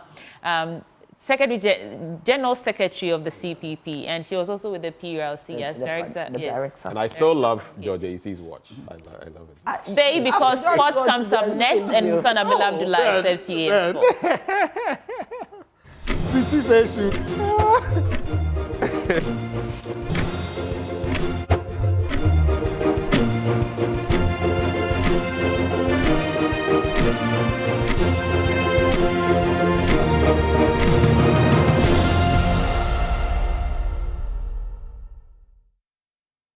Time now to bring you sports here on the AM show with me, Muftao Nabila Abdullah, President of the Ghana Olympic Committee. Ben Nunu Mensah has warned the next sports minister and recreation not to allow the pressure of football get the better of him when he takes over the leadership of the office. According to him, football has the tendency of swallowing every other sporting display in the country and has called on the next sports minister to be cautious of how he approaches the ministry. Long-running challenge that subsequent governments have had. I wouldn't say it was only with the last government. It had happened even in the previous government when we were in power. Expectations of Ghanaians at tournament is so huge, but what we fail to do is to prepare for those tournaments. The biggest problem or the biggest challenge that the sports ministry has always had is funding. We're in a country where a lot of people think that sports is just football, and I don't fault them because that's all they see, that's all they hear on the news. Media houses would do a sports program, a 1-hour sports program, and all that you talk about, maybe football would take about 40 minutes, and then the other sporting disciplines. So don't fault Ghanaians if they think that sports is just football. Now, funding to the Ministry of Youth and Sports has always been inadequate. We have a brand which is like the Black Stars, which virtually takes out with all the money that comes to the sports ministry. So if at the beginning of the year, Black Star do like 2-3 matches, then that's it. The money is finished. Okay. What I'm seeing the NDC wanting to do now is to think outside the box and probably focus on other means of funding the sports ministry, other means of getting funding into our sports. And some of these things have been clearly captured in the manifesto of the NDC. And I think that if we were to stick to what we've said as a party, if we were to stick to what we've put in our manifesto and be disciplined about implementing them, then, of course, the problem of funding, which has always been a challenge to our national teams, will be a thing of the past. But trust me, it's one thing putting it down And it's one thing when you get into this ministry, the sports ministry, implementing it. We've had and seen ministers who come in, I'm going to be a minister for all sports. Eventually, our attention and the demands of the time would eventually direct the minister to focus more on football. And that is something that I'm sure the National Democratic Congress would want to guard against, or would very, very much would wish that, you know, whoever is put there as a minister don't eventually get swallowed by the football wind that usually blow all our ministers. If we do that, the other sporting discipline will have enough funding. Benunu Mensah is president of the Ghana Olympic Committee. At some point, he was rumored to be one of the people who could be appointed the Minister of Sports and Recreation. But it appears at this point he's no longer in the picture. Nilanthe van der Poel, a couple of weeks ago, was penciled for a role as well. But as of last week, what Joy Sports picked up was that it was likely to go to Kofi Adams because the president needs to satisfy the constitution by ensuring that his ministers have got a regional balance. And from the Otil region, there was yet to be a minister from that area. So it is most likely going to be Kofi Adam, who is the MP for the Boem constituency, and he's going to go into that office. We expect the appointment to be officially announced later today. But just keep your fingers crossed. It could still go to Nilanthe van der Poel, despite the intel available to Joy Sports. That suggests that it is likely to be Kofi Adams. And his deputy, per intel, is also likely to be Edem Agbana, who was a member of the spokesperson of the NDC Manifesto Committee on Sports. Edem Agbana is also likely to be the Deputy Minister of Youth and Sports. Let's go to the camp of the Ghana Football Association. You would recall that last week, we reported some 4 names that were considered to be the management committee of the Black Stars. We did bring to your attention the fact that Dr. Randy Abe was going to be the chairman of the Black Stars Management Committee. Stephen Appiah, Richard Insenchura, who is the chief executive officer of Samatex FC, the defending champions of the Ghana Premier League, and the Greater Accra Regional Football Association chairman, Samuel Abuabri. The Ghana Football Association has officially confirmed the Joy Sports report.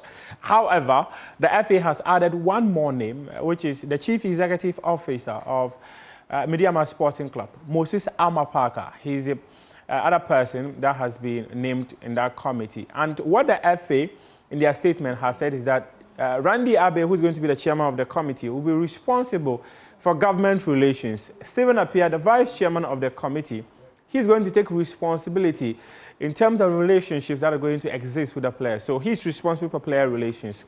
Moses Alma Parker and Samuel Abuabri, they are going to be in charge of match day operations, while Richard Insenchura, the chief executive officer of Samatex, he's going to be responsible for special operations. Whatever that means, we do not have an idea.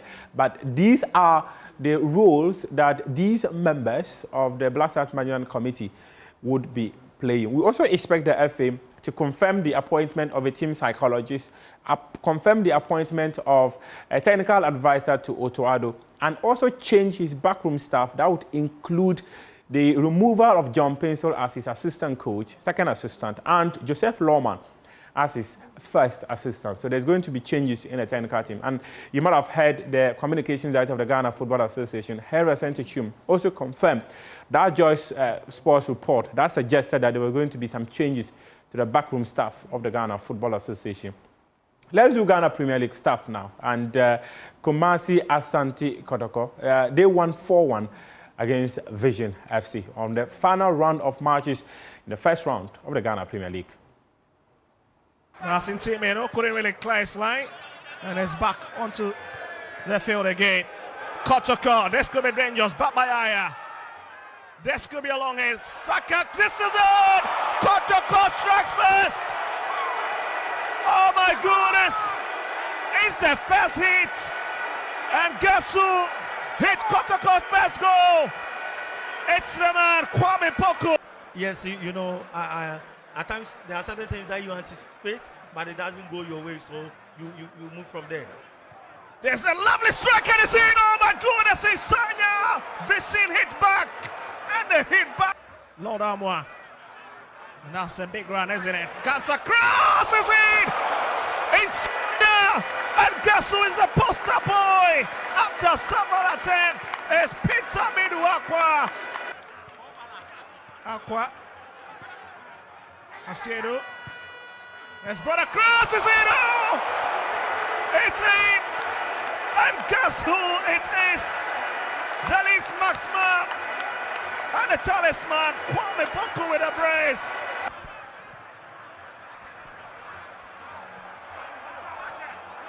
Saka, lovely idea, and this is riveting stuff. Let's see what the decision will be. Well, let's see what the decision from the officials will be. And it's Saka Dauda who stays down. And some deep trouble.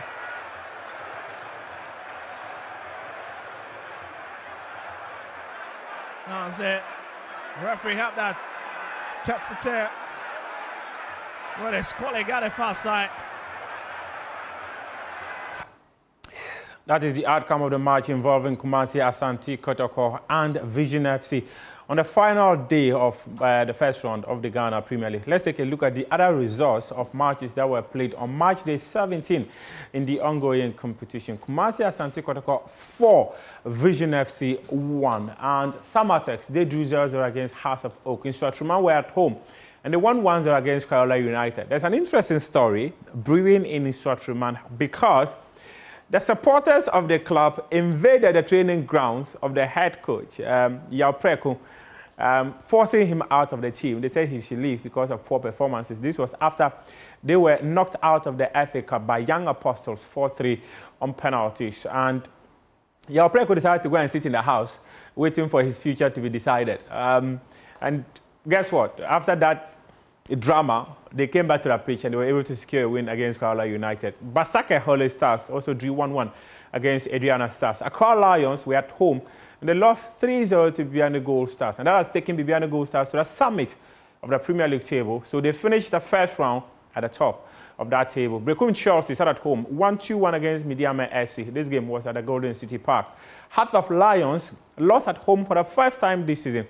They lost by 1-0. And Young Apostles also drew 0-0 against Bechim United. And then the other game involving Legon Cities and Dreams FC also ended in favor of Legon Cities. They won that game by 3-0. So this is how the first round of the Ghana Premier League has ended. Now we take you to Europe and bring you highlights of matches involving the likes of Liverpool, Manchester City, Wallapin, Ipswich Town, and Manchester United losing at home to Brighton and Hove Albion. So bring your highlights.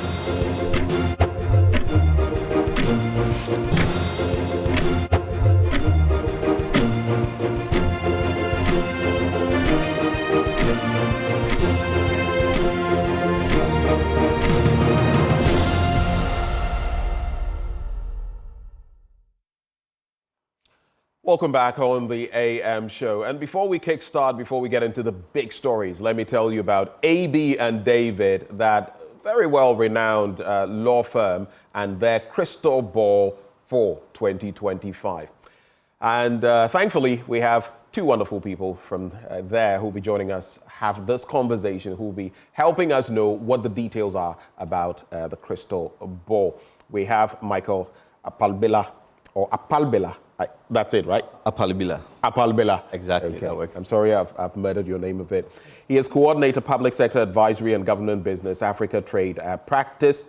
We also have Abena Fosua Amofa. She's a member of the committee, Crystal Ball Africa 2025. Thank you for joining the conversation. Thank you for having us. Thanks for having us. All right. So just to get into it, how long, I'll start with you, Abena, has this been going on, this crystal ball? Okay, so this crystal ball, this year is the 11th edition. And Crystal Ball Africa has been organized by AB and David Africa since 2015, actually. Since 2015. So this is our 11th edition. And what kind of event would you say this is? Thank you very much, Benjamin. So good morning to your viewers. Crystal Ball Africa is an annual Pan-African business event.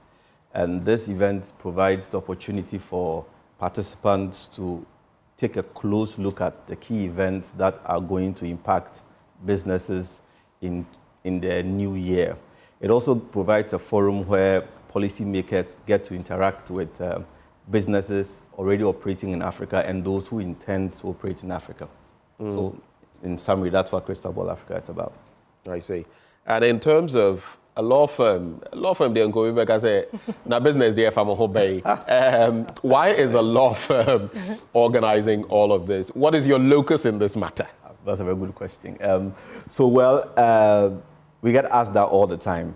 The truth of the matter is that we are a business law firm. Okay. And we work with businesses and policymakers to shape the continent.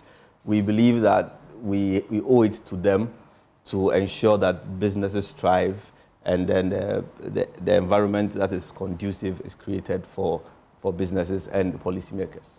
So working with businesses and governments to make business grow is second nature to us. That's why we do it.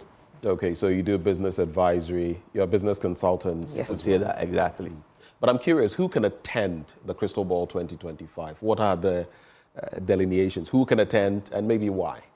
Okay, so there are basically three types of people, categories of people who can attend. Number one are businesses that operate in Africa. Okay. Once you operate in Africa, you are our first category of person who can attend.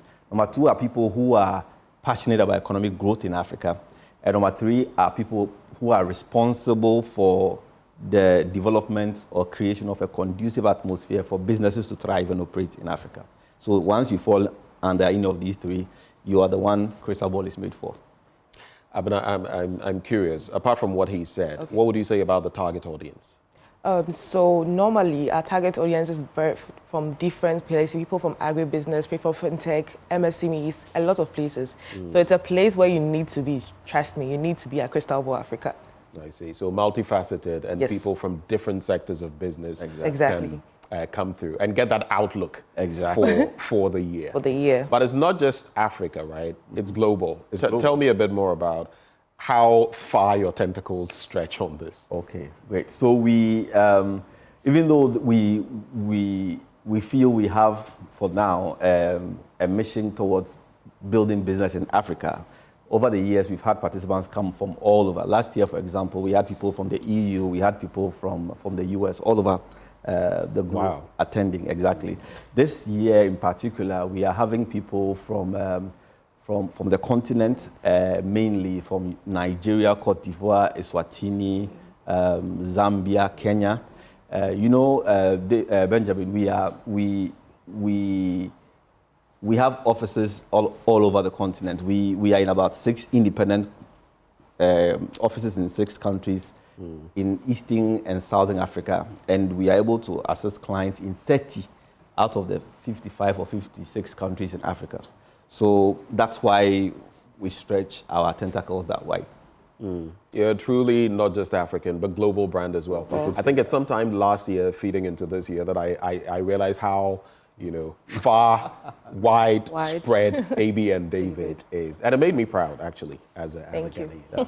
But even as we talk about all of these, there are also going to be exhibitions, exhibitors. Yes. I'll come to Mike on that, but before I do so, what can you say about the exhibitions? Okay, so the exhibition is not just about the products. People come there with their goods and services.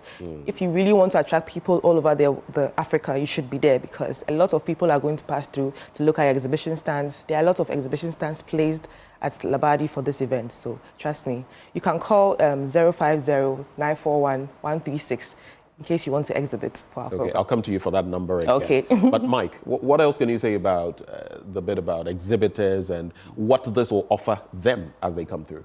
Yeah, so as we've been saying, there's the participants, attendees are from a wide range, of industries. They are from all over the continent and across the globe. So if you want your product or your service to sell, you should be at Crystal Ball. And when you have events like this, people usually focus only on products. But it's not just products, but services as well. Products and services. Exactly. And I might add networking. Exactly. Because looking at the crowd and everything, networking, nebe pinso. Oh, yes. In terms of people attending, okay, what are the processes? How do people get registered? Okay, so you need to register online. You need to register by going to crystalballafrica.com. crystalballafrica.com. I will urge everyone to register now because the registration is very limited at this point. Registration closes today exactly at noon, so yes, I'll urge. And we also know there will be no registration at the event. Exactly. So if you wait and you come there and say, oh, I want to register there, waboka. I try. Exactly. So that's why we are coming out and telling people that make sure you register, you get your confirmation before you get there. We don't want to turn anyone away. I mean, we've had many sad experiences of people having to turn people away. Wow. Yeah, we don't want to go through that this year. So please make sure you register and you get your confirmation before you come. Okay. Is the registration, does it come at a cost? How much is it? Okay, so good news is that this year Crystal Ball Africa is free. Oh, yeah, that is. Oh, yes. Like, what they chair? And this year, just register. Just register. And come. Yes. Oh, Zah. Oh, yes. Hey, you don't want me to collect the money on your behalf. Oh, but that's interesting. Yeah. That's interesting. So this year is free. So please, the seats are moving fast. So make sure you register and come. Sure, Ghana for IAT free. Of course, it will go quickly. It will go very quick. I'm even surprised you still have slots left. So the slots are very limited. At the last time we checked, I mean, just before we walked into the studio, our IT was telling us that the seats are very limited. Crystal Ball is usually oversubscribed. Yeah. I mean, every year it's oversubscribed. So that's why I'm surprised that it's gratis, it's free, and there are still slots. Because, Charlie, I think they've not heard. My people in the business community, now, go to crystalballafrica.com and get it sorted out, right? I'm sure it'll be free, Hannah, then the slots are done, so you know what to do. But quickly, Michael, apart from there will be panel discussions, right? Yeah. Tell us about those and what we can expect at the Crystal Ball. Okay, great. So as we usually do, Crystal Ball usually starts with a very insightful session by our partner research firm. And this year, the firm is going to be sharing insights about investment and cash flows. They are going to give indicators as to where investment and cash flow is going to come in 2025 for businesses, especially SMEs. So I'm sure businesses will want to catch that. And then at the end, just before I wrap up, is the very highly anticipated Crystal Ball session where our senior partner, Dr. David Ofosu Kwakye, looks into the crystal ball, as it were, and gives some key insights that are going to shape 2025. And in between that, in between these two, we are going to have very engaging panel discussions. We have a very, very rich panel from all over, from fintech, agribusiness, investment, all over the place. So, I mean, no matter which sector you play in, you are going to get something. All right, before I take your final words, Abna, could you repeat that number you gave up? So 050-941-1336. She's called Grace. 050-941-1336. All right, so there's a stakeholder relations coordinator by the name Grace, and that's the number 0509-411-336. 0509-411-336. All right. Final words, Mike? Oh, yes. So, as usual, you know what to expect from Crystal Ball. If you want to spread your tentacles with your business, your service across the continent, Crystal Ball is the place to be. You want to network, meet like-minded people, businesses, and expand your network. Crystal Ball is the place to be. So, see you at Labadi, 23rd, 8 a.m. Don't be late. All right. It's even good you mentioned. So, on the 23rd, 8 a.m. 8 a.m. Labadi Beach. You're more free now, you're late. Register before. If people come later and it's free, Yes. So just a reminder that registration is closing today at noon. So please register on time and then we'll see you there at 8 a.m. All right. Thank you for coming through. Thank you. Michael Apalbila. Apalbila. I need some getting used to know where the stress should be. Apalbila. All right. Michael Apalbila. He is coordinator, Public Sector Advisory and Government Business, Africa Trade Practice at ABA David. We also have Abana Fosua Amofa. She's a member of the Committee Crystal Ball Africa 2025. Thank you for joining the conversation. Stick and stay with us. We'll get into our big stories shortly on the AM Show.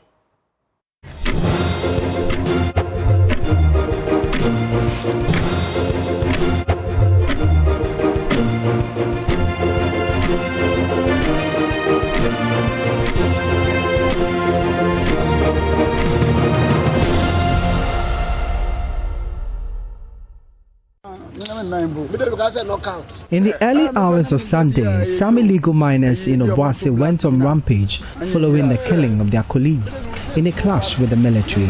The illegal miners had besieged one of the abandoned concessions of Anglo-Gold Ashanti when they were confronted by military personnel on guard. Baba, who narrowly escaped the open fire, recounts events leading to the shooting incident. Nti soja phone ba na dem be pack yem castle ho and a soja commander no call the chino g phone or receive call bi. Those of us there were more than 300. When the soldiers came, they came to park their vehicles and the commander stepped back to receive a call. During that time, our leaders were on their knees pleading with them. After the call, he cocked his gun and opened fire on us. They shot for almost 30 minutes. Almost 30 minutes. Almost 30 minutes them tutu no. Meanwhile soldier obi dwane a say enshutu nechi. What you say? But almost shutu amafo echi amafo adwini na ewie go. At least 8 of the miners have been confirmed dead, while several others sustained varied degrees of injury to their arms, chest, legs and other body parts. Ade bone be na dey agi. Yeti kurom na mababeti company na musanso ma ekomode afi de musanso kunkum ye. What wrong have you done, AGA? We are living in our own town, but you are denying us food, and now you are killing us. Everyone finds livelihood from the communities they live in. So must we. We did not go to where the company is working. We went to an abandoned site. Company baby wo yejuma nya ho ne ko yewu baby wo je juma ye more than 7-8 good years wo nyejuma wo inefu na no se mama monko ha na wo se mi enko kula ye be ko. The Ghana Armed Forces, in a statement, indicated they returned fire in self-defense when the illegal miners fired at their troops on duty. The irate miners, in retaliation, hit the principal streets of the town and set ablaze 4 vehicles of subcontractors of the mine, of which one crashed into a nearby shop and torched properties. We couldn't salvage anything. It's only yesterday that my sister restocked the shop. Over 30,000 cedis worth of items have been destroyed. So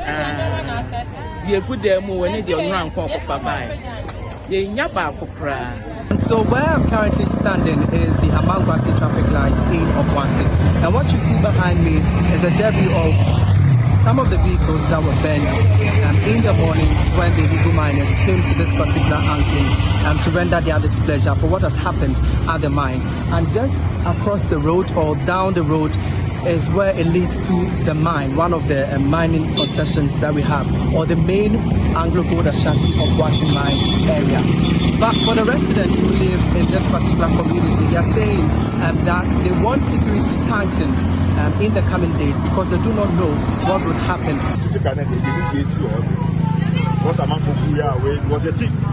We do not know what has happened in Tutuka. A little movement in town, then everyone begins to run away. Hear the siren wailing.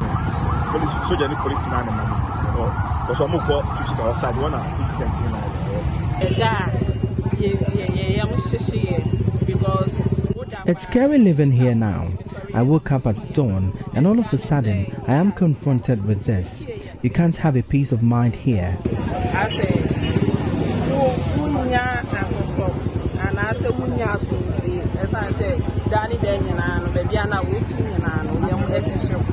Both private and public schools in Obuasi East and Obuasi municipalities have been temporarily closed down amidst the escalations.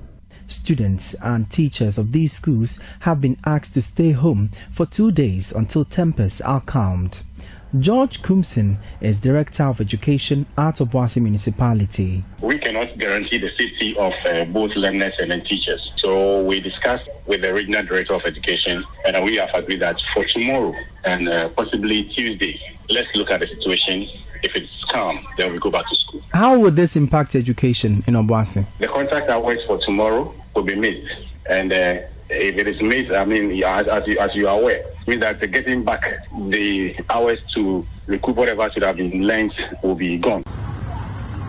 The mining company has also instituted a raft of measures to safeguard their workers, including asking them to avoid official uniforms and any other items that associate them to the company.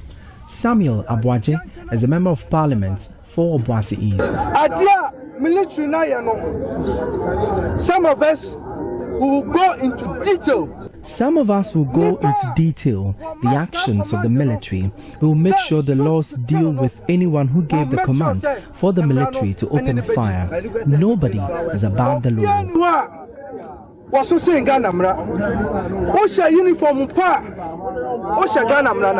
Meanwhile, President Mahama has directed AGA to absorb the medical costs of injured persons as it sets out to investigate circumstances leading to the tragic incident. For Joy News, my name is Emmanuel Bright Kweko.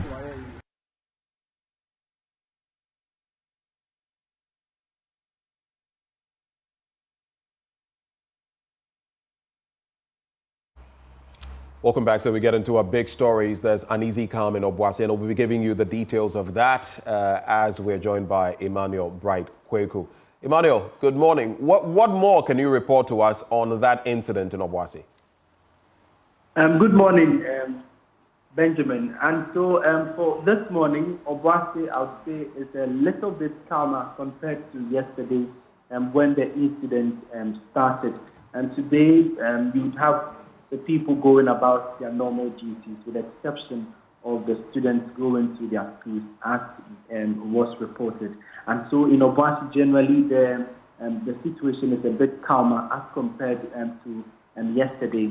But from what we have gathered so far from the illegal miners themselves, we are told that usually when there is a new government, they kind of write to the government to have access to the abandoned concessions of Anglo Gold Ashanti Obuasi mine. And so from the letters I had from some of the leadership of the Obuasi Youth Association, Small Community Mining Association, a letter dated somewhere around 5th January.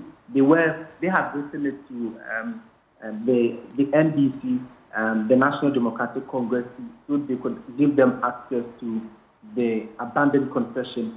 But from what I gathered from one of them, he tells me that this group of persons that besieged or broke the security fence at the abandoned concession, they had not been given authority to go in there.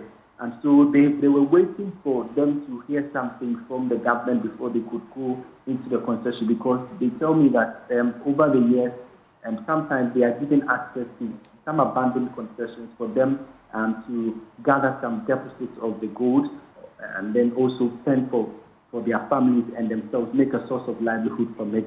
And so for this particular group of people, they tell me that they were not authorized to go into the concession. And so, Benjamin, that is so far what we have gathered with regards to why they besieged this particular concession. Emmanuel, clarify for me. So you're saying that there was a group that was of NDC stock and that they had sought permission, saying that when there's a change in government, they are allowed some space in some of these abandoned mines. Is that correct? So this is a letter from the Obuasi Youth Community Mining Association. It was a letter dated 6th January. They said they had written it to the government, the NDC. From the letter that I have now, they have written it to Dr. Tony Obing, a leading member of the NDC Mining Committee, and then they were seeking for them to grant them access to the abandoned concession at the Anglo Gold Ashanti Obuasi mine. And so when you read excerpts of the letter, they were saying that they did so because they had campaigned so much for the NDC, because you know that the NDC, when they come into power, they give a listening ear to these small-scale miners to have access to the abandoned concession. And so they had written to them for them to grant them the authority to go into the abandoned concession. But again, you say that those who went there on the day were not these people. And so for those, I understand, from what I understand, it's a fraction, because it's a community mining association. It's a fraction. It's a group under this association that went there on their own to enter into the abandoned concession. And so they are part of the association, but not entirely. You know, it's a full big association, but you have some groups that are under it. Some illegal miners with their own leadership, another group with their own leadership. So a fraction of that group entered into, attempted to enter the concession. Benjamin. I have heard of different accounts when it comes to the death toll. What is the specific death toll you know? And for those who may be receiving treatment, what can you report? Okay, so from what I have gathered, at least some 8 persons have been confirmed dead. At least some 8 persons have been confirmed dead. Because when we spoke with the authorities in Obuasi, they told us that some 9 others had injuries. So the 8 of them were transferred to Komfanoti Teaching Hospital due to the severity of their injuries. And so for now, this morning, I have not confirmed if any of these people have also passed on or not. But 8 of them were transferred yesterday from Obuasi to the Komfanoti Teaching Hospital, whilst 1 was in Obuasi Government Hospital seeking treatment. So for those who were injured, that's what we've gathered so far. But for the death toll, we understand that at least some 8 persons have been confirmed there. Emmanuel, this is Sweetie. I mean, the intent behind going there is clear, the action clear. But what I find a bit unclear is the circumstances that led to the exchange of fire. Can you recount? Because when you speak in your report, one of the men you spoke to was saying that the soldiers shot them while they were running away. Well, it's as if when they were fleeing the site and the soldiers were still firing upon them. Can you recount, as briefly as you can, the circumstances really that led to the exchange of fire? What really happened? All right, so from what the illegal miners themselves who were there at the time, they tell me that around somewhere 7 p.m. yesterday, they gathered around the concession to enter. And so around 10 p.m., they tried to enter the place. And when they entered, they were encountered by the military, and they were asked why they were coming there, and then they explained to them that they were coming into the abandoned concession to mine. And so during that time, according to the eyewitnesses themselves, they tell me that their leadership, those who were leading them, were on their knees with their hands wide in the air, raised up in the air. And they told them that they only came to the abandoned site to mine and get something for themselves and their families. And that's why they came. But they explained that during that time when they were telling them what really the issue why they came there, the commander for the military received a call. They don't know who the person was. They received a call, and all of a sudden, when the commander was done with the call, he opened fire on them. While they were on their knees? That's what they told me. That's while their leadership, those who led them to go into the concession, while they were on their knees with their hands open, that's when they opened fire. But from the military, they said that they were fired at it. Their troop was fired at, and in self-defense, they also had to retaliate in that respect. Can I just come through with this follow-up? The military, per its statement from the Ghana Armed Forces, says they were wielding locally manufactured rifles, pump-action guns, axes, clippers, the industrial type to cut wire and all of that. Is that the case? So when I spoke with the illegal miners themselves, they also told me that they just went there with their usual working gears. You talk of the axe, you talk of the your saw, what they would need for them to mine the gold. That's what they went in there. And you and I know clearly that sometimes, even in some of the illegal mining sites, some of these miners have sort of ammunition to protect themselves and all of that. But from when I asked them, they told me that they only went there with their chisel, their hammer, their normal hole for them to dig and then gather some sand or the gold deposit and then all right. So for them, they were saying that they just went there with the asshole, the usual things they went with. Emmanuel, hold for me.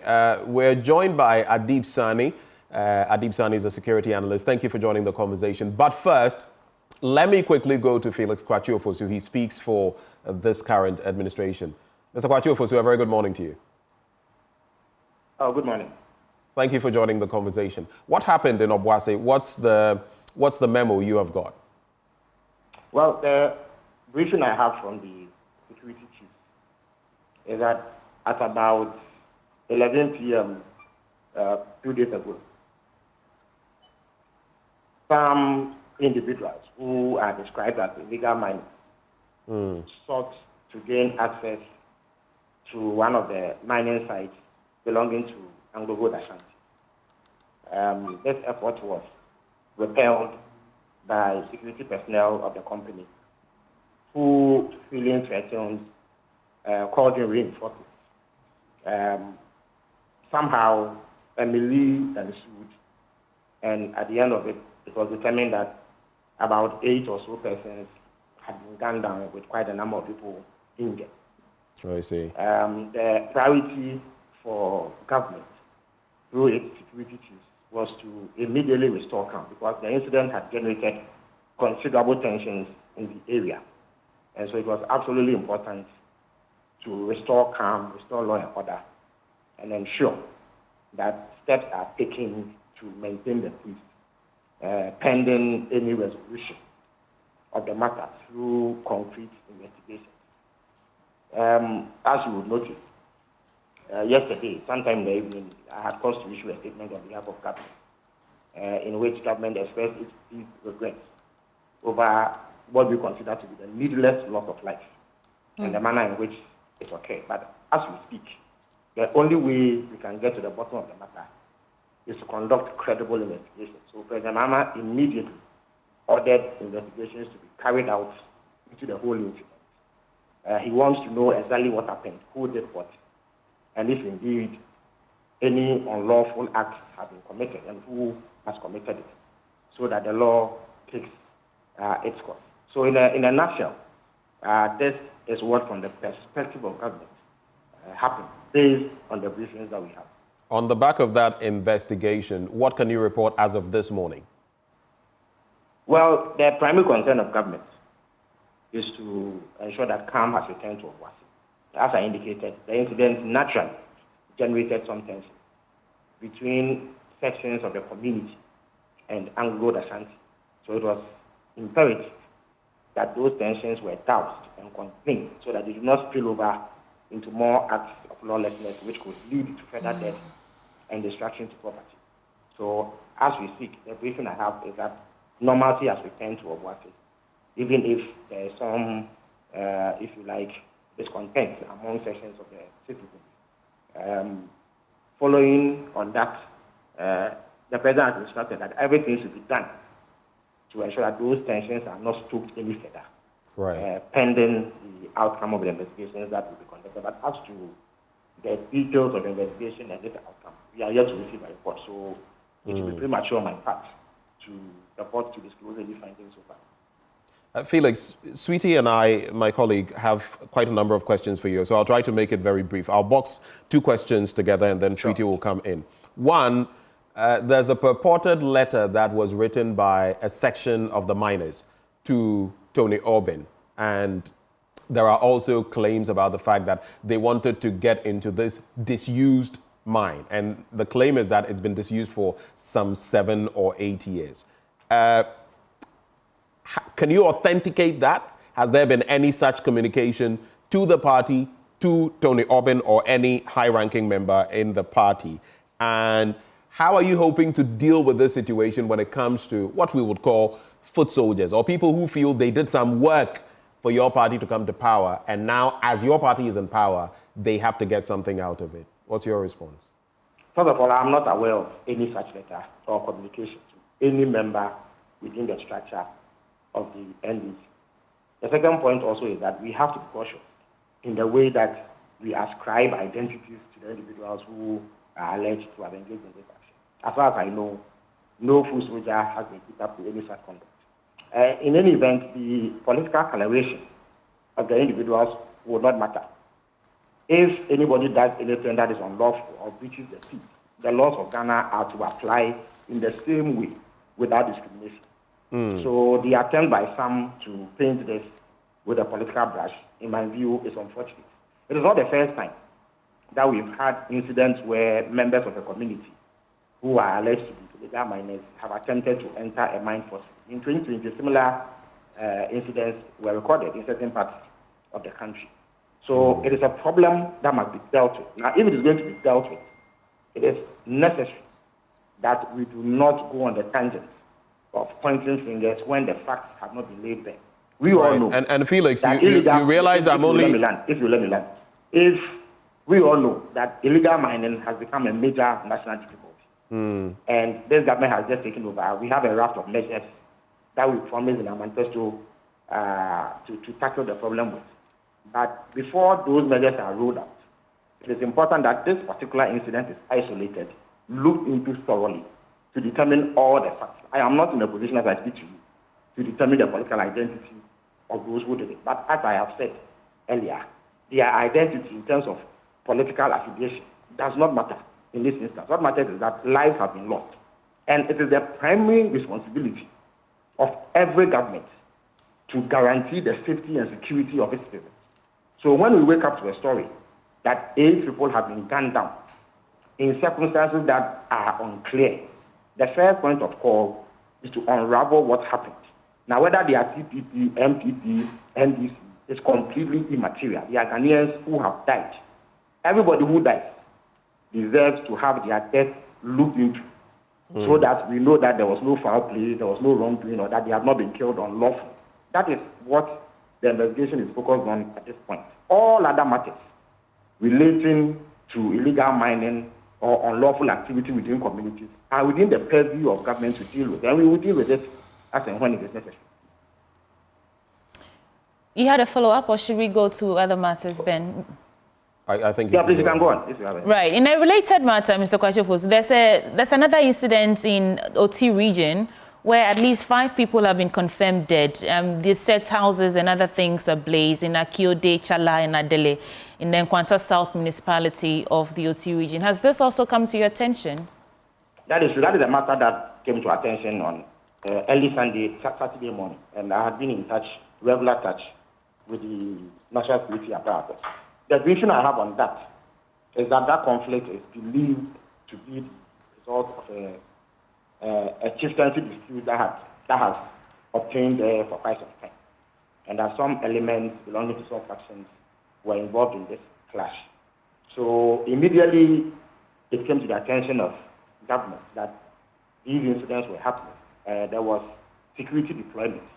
A combined team of police and military personnel were sent there to enforce law and order and make sure that no further loss of lives or destruction of property were recorded. It was determined later in the day, that is Saturday, that there had to be a beefing up of the security presence, and that was done.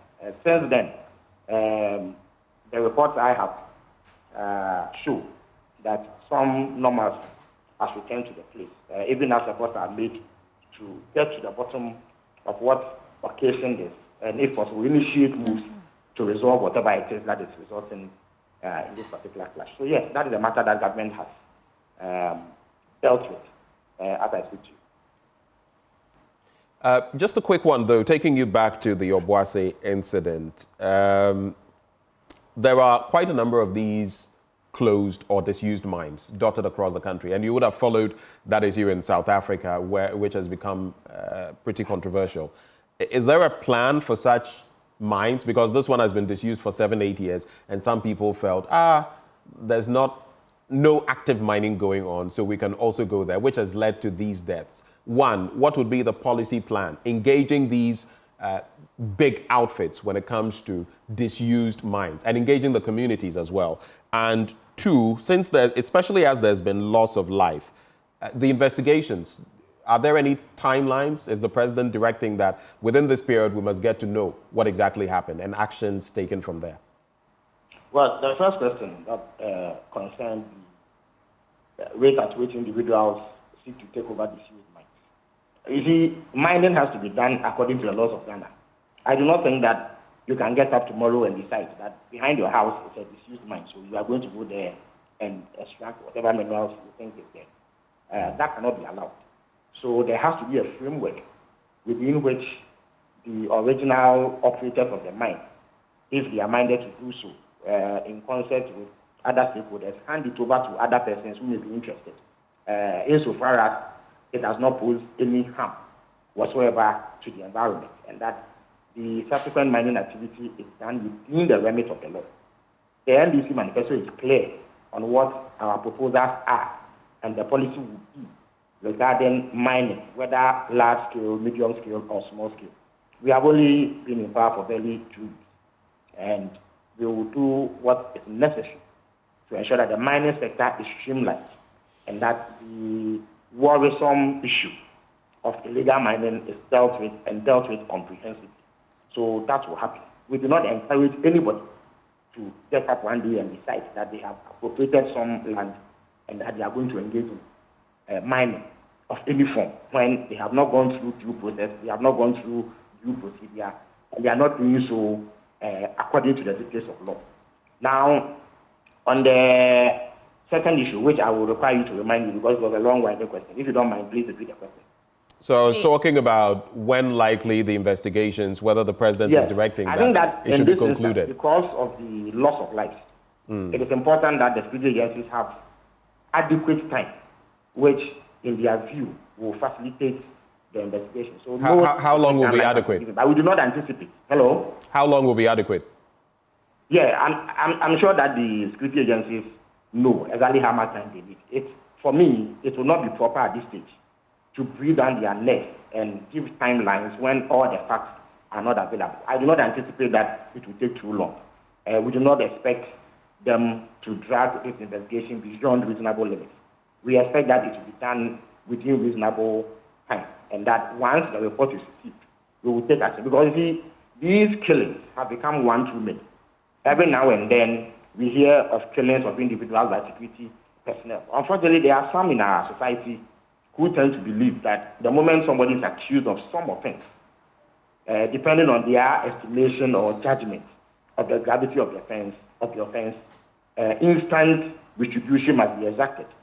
Summary executions must be used to punish people who are deemed to have committed some offense. I don't think that Ghanaian law allows that. Everybody who commits a crime is expected to be taken through a process to determine their guilt or otherwise. So this is not a government that encourages that kind of action against persons alleged to have committed crimes. So the spate of shootings that have happened in recent times, where military personnel or police personnel will move into communities and exact vengeance, shoot people in unexplained circumstances, are not things that this government encourages. So we want to use this as a test case to find out what exactly happened. If it emerges that there are gaps in the way that we enforce the laws, which tends to imperil citizens and leads to needless loss of life, we need to fill those gaps. We need to have operational procedures that guide the way that security operatives carry out their work, so that at the slightest instance, they do not use force which results in the loss of life. We are interested in preserving Ghanaian lives and streamlining our processes and having a structure, a framework within which unlawful conduct is dealt with. So, to the extent that all these must happen, I believe that the security agencies need sufficient time to do their work, but it will not be unreasonably long, as has been the case in the past.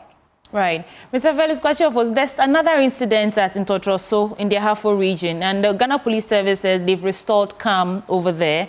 It's also the same issue about people attempting to breach security at Newmont mining site, and some persons allegedly stole some gold that was Wednesday. Now, 3 people have been confirmed dead. I think the concern really is how easily civilians have access to guns and other kind of weapons that we are seeing, which emboldens them to engage military personnel and all that. First, your quick reflections on this, and then other plans in the works to mitigate the influx of guns and weapons into the country. What is government's approach to that? Again, it is most unfortunate that yet more lives have been lost, needlessly, if I would say, and in an avoidable manner. Every life that is lost is regrettable. And therefore, it is not pleasant news to hear that 3 people have died because of some confrontation with security personnel. But the point that I keep on emphasizing, that these deaths and the manner in which they occur must be looked into. You see, the era where shootings happen, people die, and then security agencies tell their side of the story that, oh, they breached one law or the other, or they were engaging in acts that endangered our security, so we fired upon them. And it is left at that. Should not continue. It is not sufficient just to listen to the side of the security agencies. We must look into the whole incident to determine what exactly happened, whether or not the right amount of force was applied, and that the killings could have been avoided. You see, in addition to holding those responsible for any unlawful acts accountable, we will also establish protocols to deal with subsequent breaches of the peace.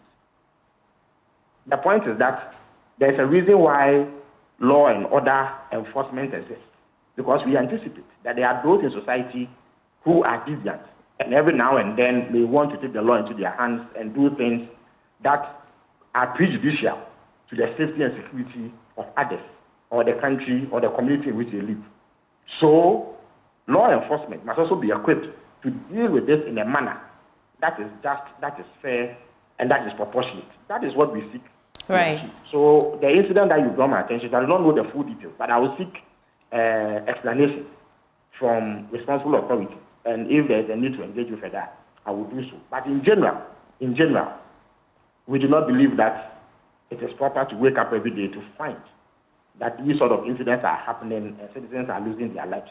What it means is that there must be some push factors that compel people to do these sort of things, that elicit the responses that are coming. And whatever it is must be addressed in a manner that ensures that they do not recur.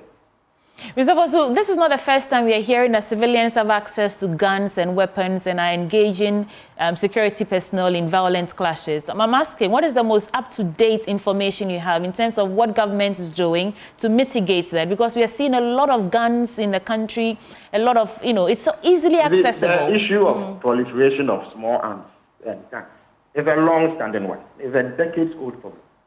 That's why there is even the Small Arms Commission, which over the years have attempted to address the problem. But this is a government that is barely 2 weeks old. So it will take some time to get a handle on all the facts surrounding this matter. But I can assure you that once we learn about the full facts, and we know exactly what the situation is, we would implement policies to ensure that our country is safer for everybody, and that people do not get access to these guns as easily as they are doing now, and are not able to use it to threaten the safety and security of others and the communities that they live in. Thank you so much. Felix Ofosu speaks for President John Dramani Mahama. Ben. Well, Felix joining us for a conversation there. And it's interesting because this incident at Ntotroso was just a day after the presidential inauguration, on the 8th of January. But let's also bring in Adib Sani, who joins the conversation. Adib, what do you make of these developments, not just Obuasi and Ntotroso, as well? What do you make of these developments, and what does it say about the situation when it comes to illegal mining, security-wise? Well, thank you so much. A very good morning to you, Benjamin, and Sweetie. It's obviously an indication of the fact that our efforts towards countering the threats posed by illegal mining has been ad hoc, it's been unsustainable, and it's been temporal. I mean, so quite obviously, there was no commitment whatsoever into dealing with the scourge. Hence, some of these illegal miners have become more like militia. They are armed. I've been to a number of mining sites, especially in the eastern region, and I asked them why they have their guns. And they tell me that sometimes when they mine the minerals on their way to town, they are confronted or accosted by armed robbers who rob them, hence the need for them to have these weapons. As a result, some of them have, stockpiled a lot of these weapons that they use to intimidate and in some cases perpetrate other crimes. I think that for Mr. Abdulrazak Osman, who is the new National Security Coordinator, one of his topmost priorities beyond Boku and the over 300 chieftaincy and land disputes we have in the country should be the extractive industry.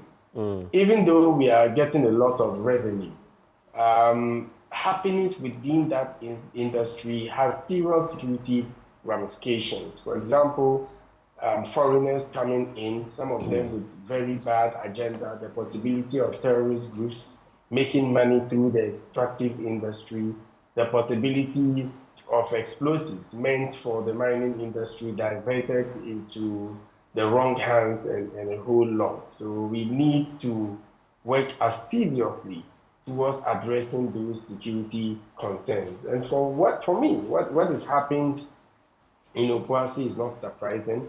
It is recurring, it has happened in the past. And I think largely, if we had adequate intel on the ground, we should have been able to know that this is what is being planned. Because for any such thing to happen, it should have been planned, it should have been well thought through, there should have been meetings, people should have said something.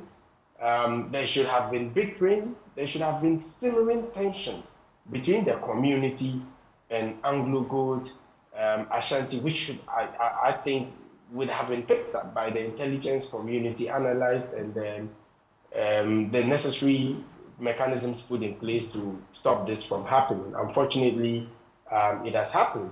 And we have a lot of lessons, Benji and Sweetie, to learn from what has happened. The issue of the law of proportionality, and it applies in civilian gun ownership. So if I own a handgun and an aggressor chases me with a whip and I shoot him, is it proportional? Of course, because the whip doesn't pose an immediate, life-threatening situation for me. But if the person chases me with a machete or with a knife and I gun him down, it is proportional. So it is up to the security agents to assess whether the threat posed by the illegal miners presents a lethal threat to them or not. And the issue of de-escalation. Benji, Adib, let's be specific. And if you look at what the Ghana Armed Forces said, they said that to the extent that one of their officers was hit by some pellets, and they say these elements in Obuasi who had attacked this mining area had come with locally manufactured rifles, they had come with pump action guns, they had come with axes, clippers for wires and all of that. Is that commensurable if they initiated the fire and the military responded? Well, at this stage of my life, I've learned not to pass judgment based on one-sided stories. I'm not asking for judgment. I'm saying hypothetically, if it turned out that they were wielding all of these, and if that shot was indeed fired, and one military officer was affected, hit by the pellets, would it justify returning fire? Surely, if the statement is anything to go by, it would justify in no uncertain terms what the military did. Because you don't have to wait for a soldier to go down before you respond, okay? But if there is an investigation into the matter, finding out is not going to be difficult. As a criminal researcher, I do know that when the investigators get to the crime scene, they would even be able to tell where the bullets came from. You know, so if a bullet hits a tree or a wall, you'll be able to use certain instruments to know the trajectory, where the bullets came from. So we wish to know, did the fire come from one direction or it came from both directions? And where was it targeting? So we need to know all this, and it is only possible through an investigation. And the question, Benji, that we also need to ask ourselves is whether the military had the opportunity to de-escalate. De-escalation is extremely important. Recently, a friend of mine who occupies a public office told me how about 1,000 foot soldiers came to his office and asked him to move out. And the police came, they wanted to arrest. He said, hey, relax, let me deal with it. So he called their leaders in and he spoke to their conscience. We are all brothers. I came here based on the authority, on the posting by an authority. So I think we should do things in a better fashion. Guess what? They left with his number, and every morning they call to check on him. You know, so there's that element of de-escalation that I think should always be applied. Otherwise, if they are belligerent, if they are aggressive and their actions pose an immediate danger to the lives of the officers, it was within their right to respond. But I am distressed about the number of deaths. I think it's too many, and I don't know if it could have been avoided. Adib Sani, thank you so much. That's all that time will allow us for. I hope we could have gotten more details from you. But thank you for joining us, Adib Sani. He's a security analyst. Now, we'll take the conversation further when we return from the break, because by the time the sun sets tomorrow, the invasion of our country will have come to a halt. Those are the words of U.S. President-elect Donald J. Trump to his roaring supporters yesterday as he's inching closer to his inauguration, which is set for 2 p.m. today. We'll take a look at the expectations and more when we return on the AM Show.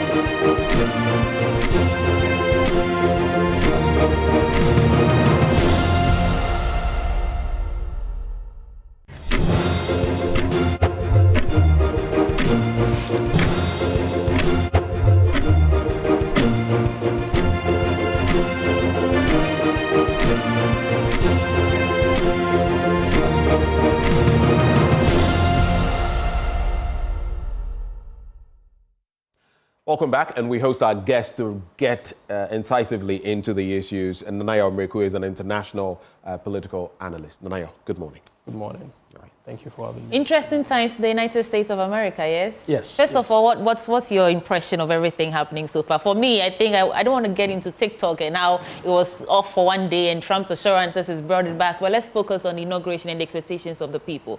What's on your mind? Give us a pin of what your thoughts are in terms of everything happening so far. Right. Good morning to your viewers out there. I think so far it's been an amazing journey for Trump, if you want to put it that way. And I think the inauguration is going to be one with little resistance, although we're already seeing a huge march of protest against Trump presidency. It had happened in 2017 during his inauguration, but this time we are seeing a certain level of reduction in the resistance against Trump. Also because of the fact that he won not only the Electoral College, but also the popular vote. What it means is that there is a very huge support. The popular will of the people is for Trump. And so the kind of level of resistance you saw in 2017, is everybody is falling in line. Most people, if you want to put it that way. We see how the tech oligarchs are lining up. In 2017, Trump's resistance was very huge, but now he's no longer the political outsider, the anti-establishment figure that you know him to be. Now there is a large acceptance of him in the public scene.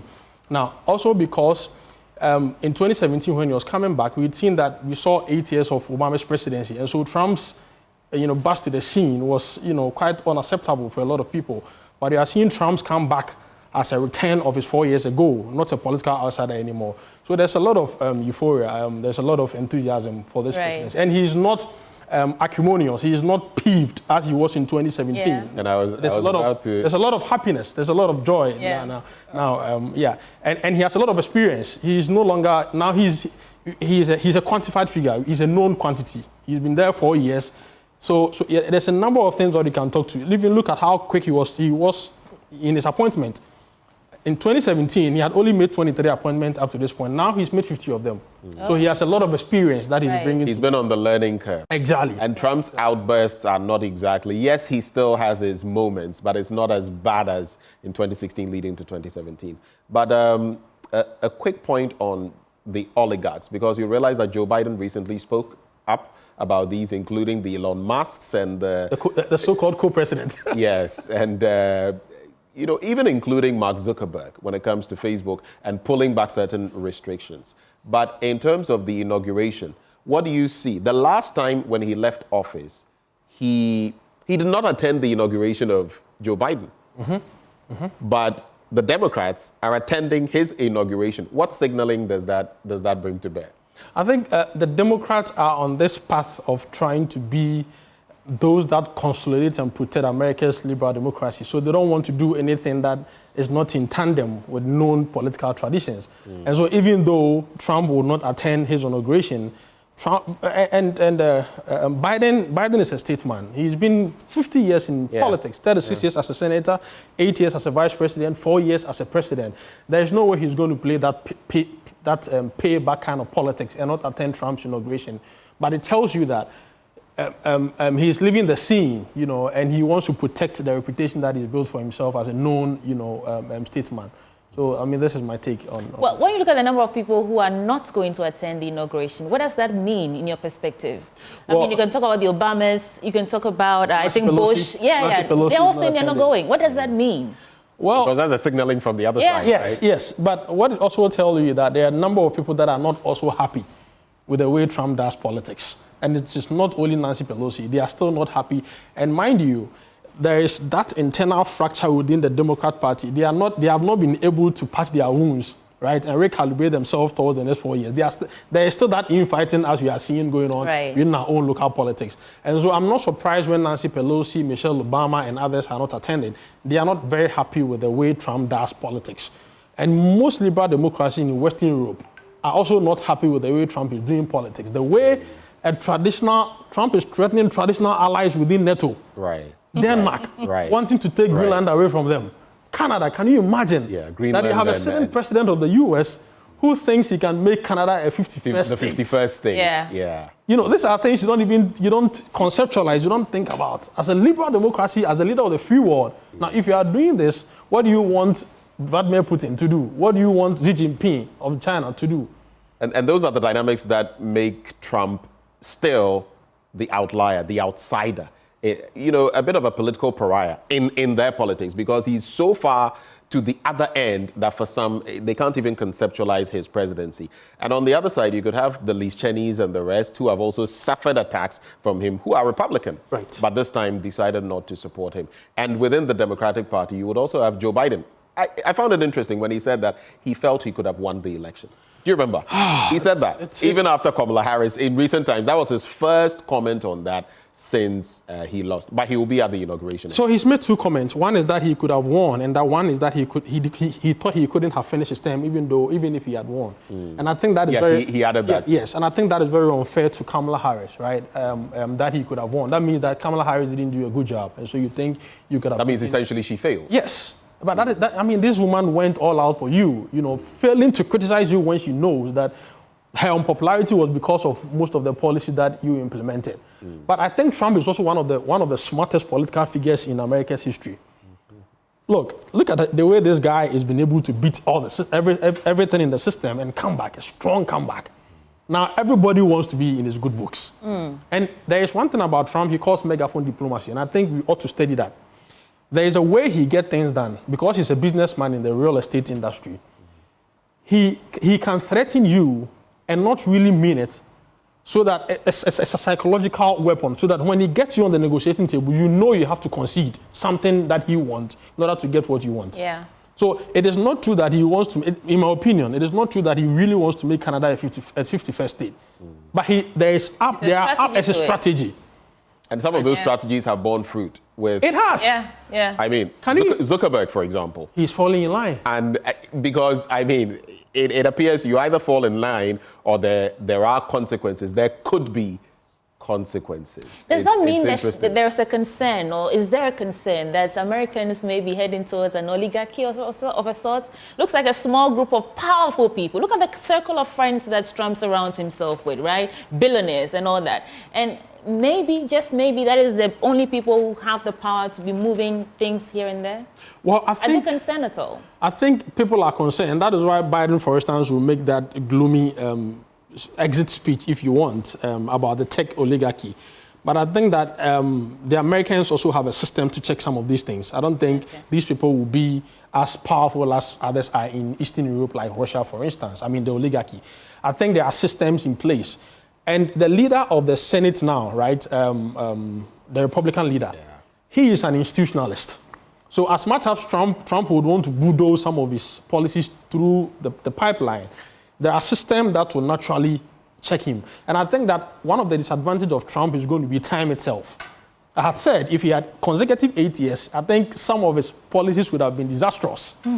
But time, the 4 years that he has will be a limit on him. He wouldn't have that leverage to go through. Let's see the number of executive orders he is going to implement in the first 100 days. During Biden's time, it was 43. He's mentioned a number of things that he wants to do on day one, including even birthrights by being born. So essentially, I think you must have American parentage before you. If you are born there merely like Ghanaian family going there, giving birth, which a lot of us do. So in context, it's going to be an interesting picture. But it's going to be one of the most difficult things for him to do. Indeed. It is constitutionally enshrined. This is not something you can just eradicate. Even being born in the airspace. Even being born in that airspace qualifies you. So, I mean, it's going to be tricky for him. Look, America is America because of its military might. And America's military might, apart from the weapon system that it has, is because of the number of conscripts it gets. Are we aware of the number of people that have joined American army that are not necessarily coming from US, but they are born to other, I have friends who joined the army in the US, the UK, and others. So how do you deal with that situation? So it's going to be an interesting few days ahead of us. Let's see what he's able to do within the first 100 days. Immigration issue, how do you call it? LGBT. He has said that during his time, there's only going to be two genders. You're either a male or a female. There's no in between. Abortion. These are things that, let's see how people are going to put up with that. His foreign policy in the Middle East, the Russia-Ukraine war, he said it's going to end it within 1 year. I mean, 1 day. I don't mean whether, he said on day one. On day one. So I don't mean whether by day one. He means every hour in the next 100 days or just that first day of coming to prison. I mean, he said day one, so that means by the 21st day, which is what? Tomorrow. Tomorrow. They should be done. These are very unrealistic expectations. And I think that very soon, he will be coming back to realize that most of the things he said will need time, to He'll come back to the ground. Yes. He's somewhere. Reality will begin to dawn on him. Yeah, he will come to the ground and realize that when the triggers, the machinery of the state, and that is what prevented Trump from doing certain things in his first term. Right. When the machinery kicks in, no matter who you are. You remember Obama, there were certain things he wanted to do. People fell. The machinery will hold you down. Yeah. You can do some things, but some things, even your own party, will prevent you from doing them. But maybe one of my final bits to you. What are your expectations ahead of Trump's inauguration today? How do you think it would go? Because sometimes things as simple as who sings at such an event comes into the picture. And some people say, I don't want to be at this event. Others will be there. I mean, what are the permutations you see happening? Well, I think it's going to be an interesting one. There are a number of, I think Snoop Dogg is built to perform. Snoop Dogg and another few, hip-hop moguls. There are others that did not want to be attached to the presidency, but now the dust has settled. So if you come to perform... Has it? Because I read about 2 days ago that some people are rallying in the street protesting Trump's... of course. I mean, that is how I started the interview, that there is a huge, protest match. But I'm saying that in terms of, performances from celebrities. Okay. Now that the dust has settled, if you go in, it might be that it's purely, transactional. But before, people like 50 Cent refused to be part of the show because then they didn't want to be tagged as supporting Trump. But I think there was a pre-rally yesterday before the inauguration, and you could see people are in a celebratory mood. So I'm expecting it to be full of joy, but I'm also interested in the people, the world leaders that have been invited. For the first time, these inaugurations have been an internal political tradition. But for the first time in U.S. history, Trump has extended an invitation to Xi Jinping, the president of China. But his vice president is the one coming. But this is the same person that Trump is ready to go on a trade war with. And the people that are coming in are people that some of them are, you know, they ideologically align with his conservative. Maybe mind games are being played? Well, once again, Trump, it will be too far. Once again, Trump is a quid pro. The psychological, yes, whatever you spoke of. Yes, he's a transactional person, so he's looking to get in what he wants from these leaders that are, you know, coming. But I think that Trump, the next 4 years is going to be an interesting years for U.S. politics. And Trump never ceases to amaze. He's in the news always, you know, with his megaphone diplomacy.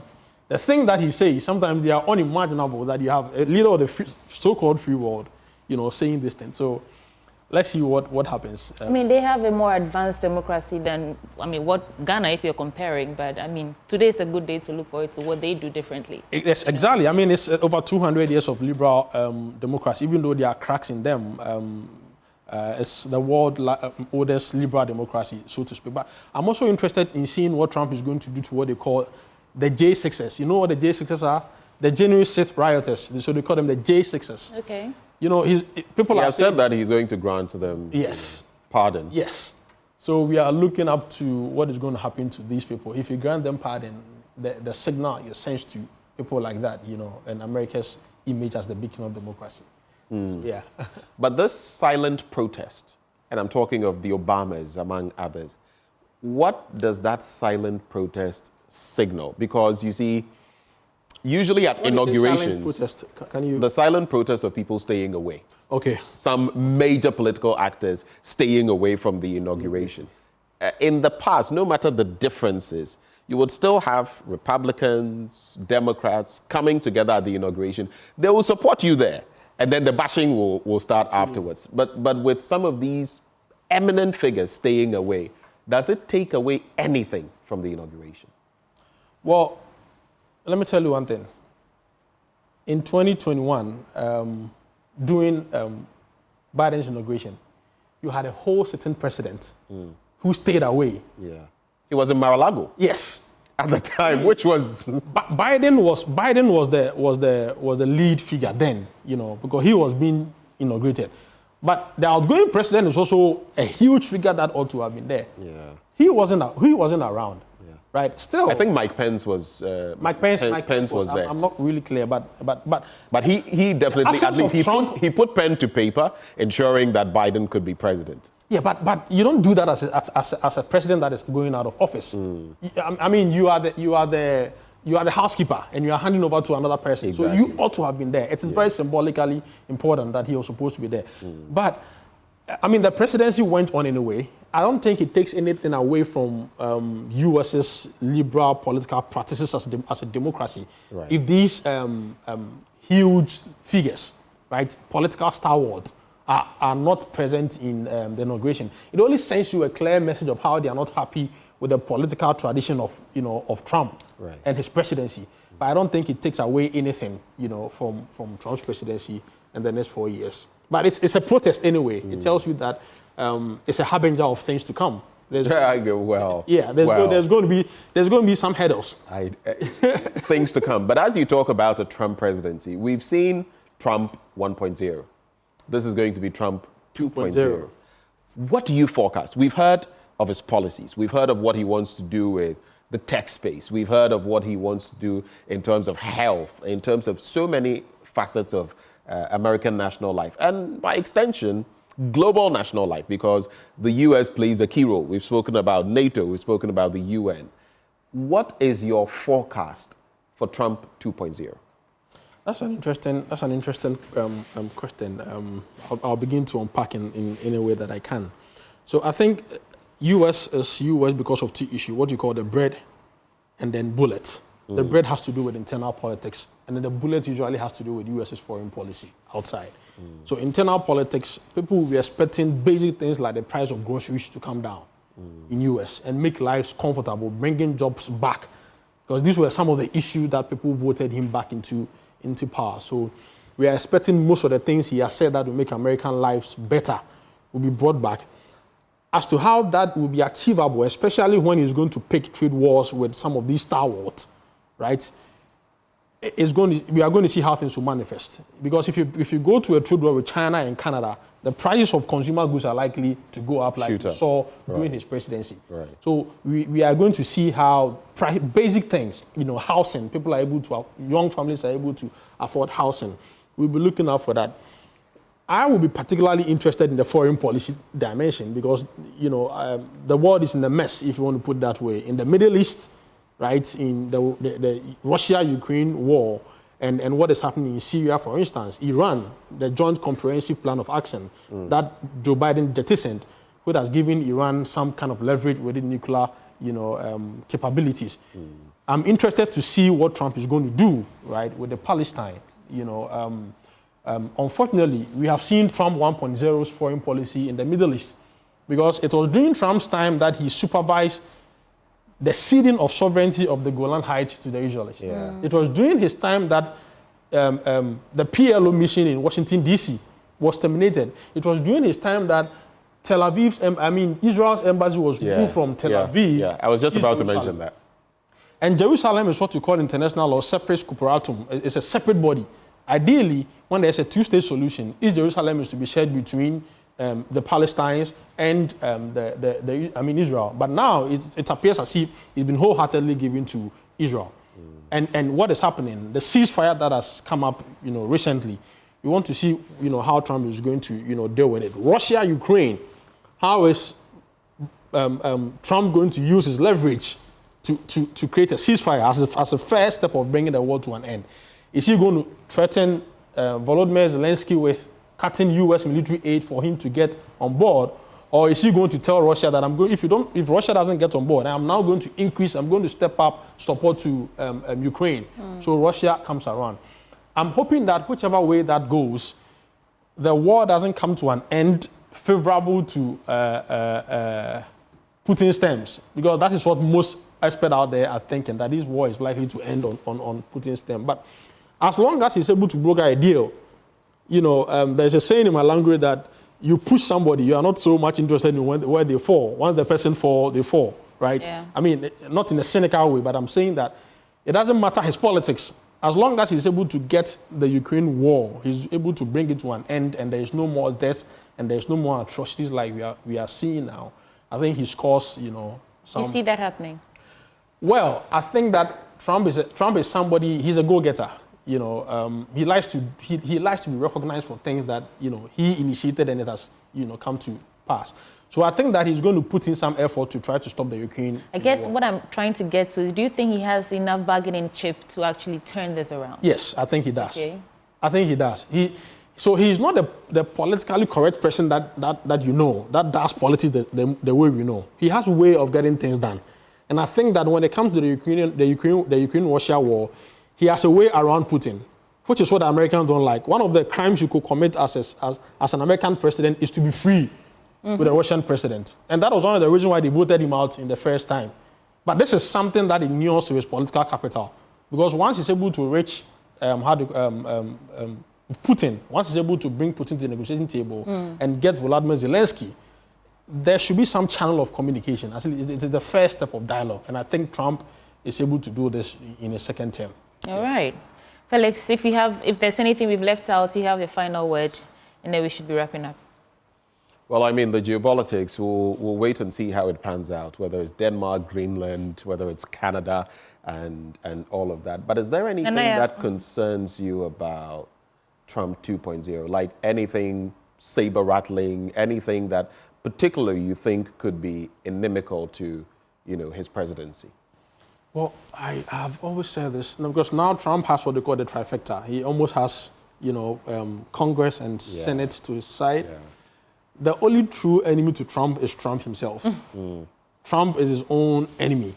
I think that... And there have been times where his party has been forced to tackle him. Well, in the first presidency, where Congress and the Senate at some point would have to try and tone down some things which he was pushing for, which would also lead to enmity. I think that if there is one thing that immediately comes to mind is how he is disrupting relations with his traditional allies in Western Europe. It's a great concern for the Republican Party. Because going against Denmark, going against Canada, right? It's not something you really want to do, especially in this geopolitical fracture that we have. But I think Trump's greatest threat to himself, he likes to say that anytime they ask him questions about foreign policy, he tells people that he doesn't want to talk about it. Let's wait and see. But at the end of the day, he's the same person that will come and make noise about his actions. It's also because technically he's not that savvy when it comes to that field. But he makes a lot of comments that stoke issues on that front. Right.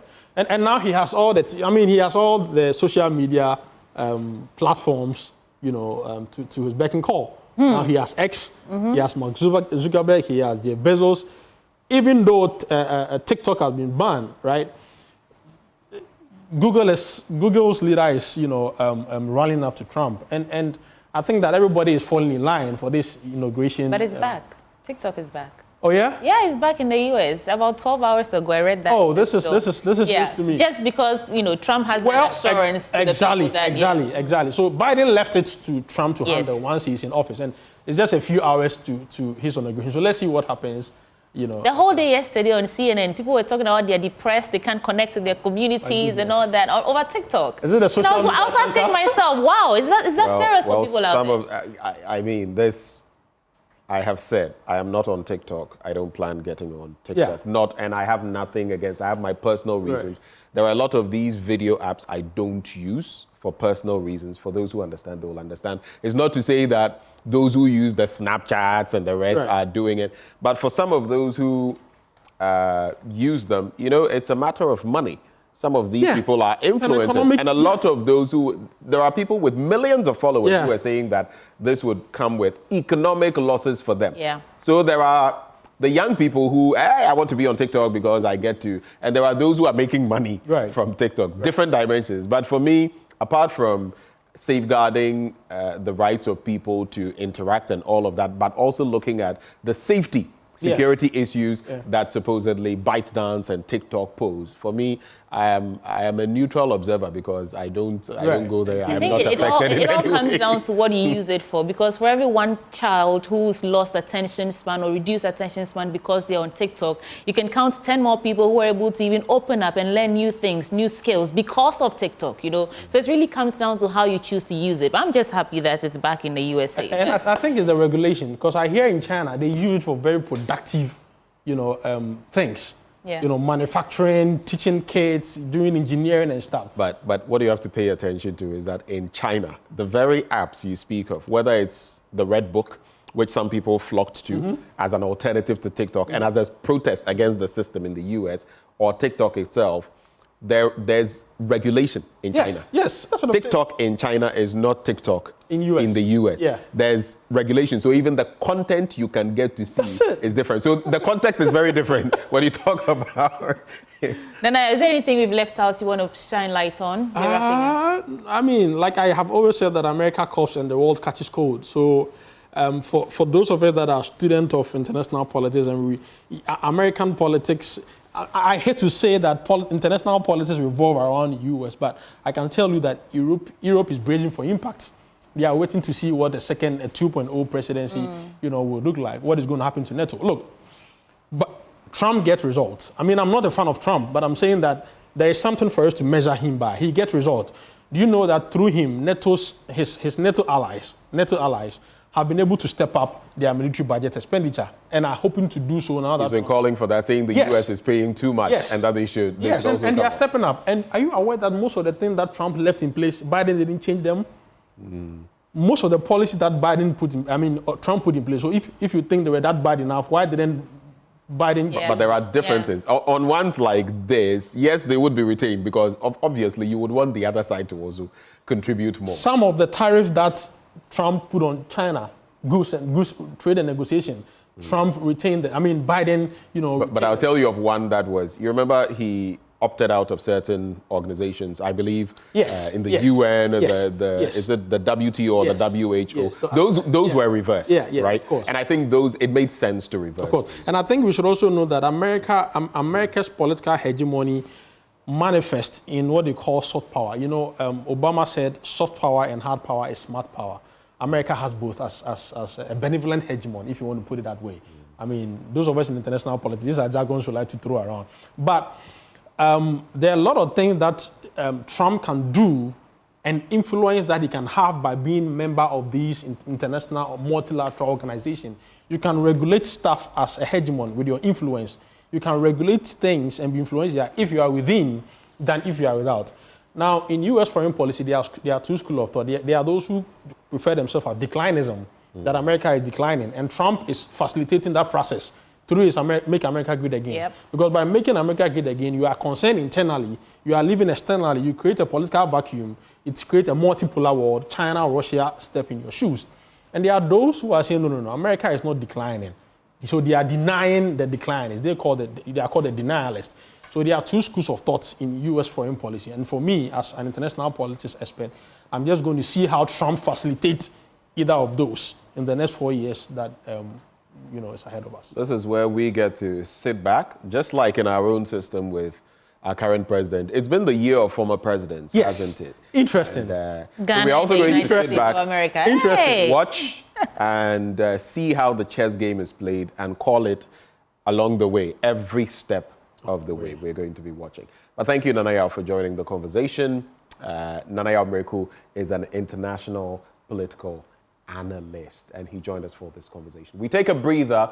When we return, we just might be taking you to the Appointments Committee of Parliament. We'll bring you some details on that. Stick and stay. We'll be back.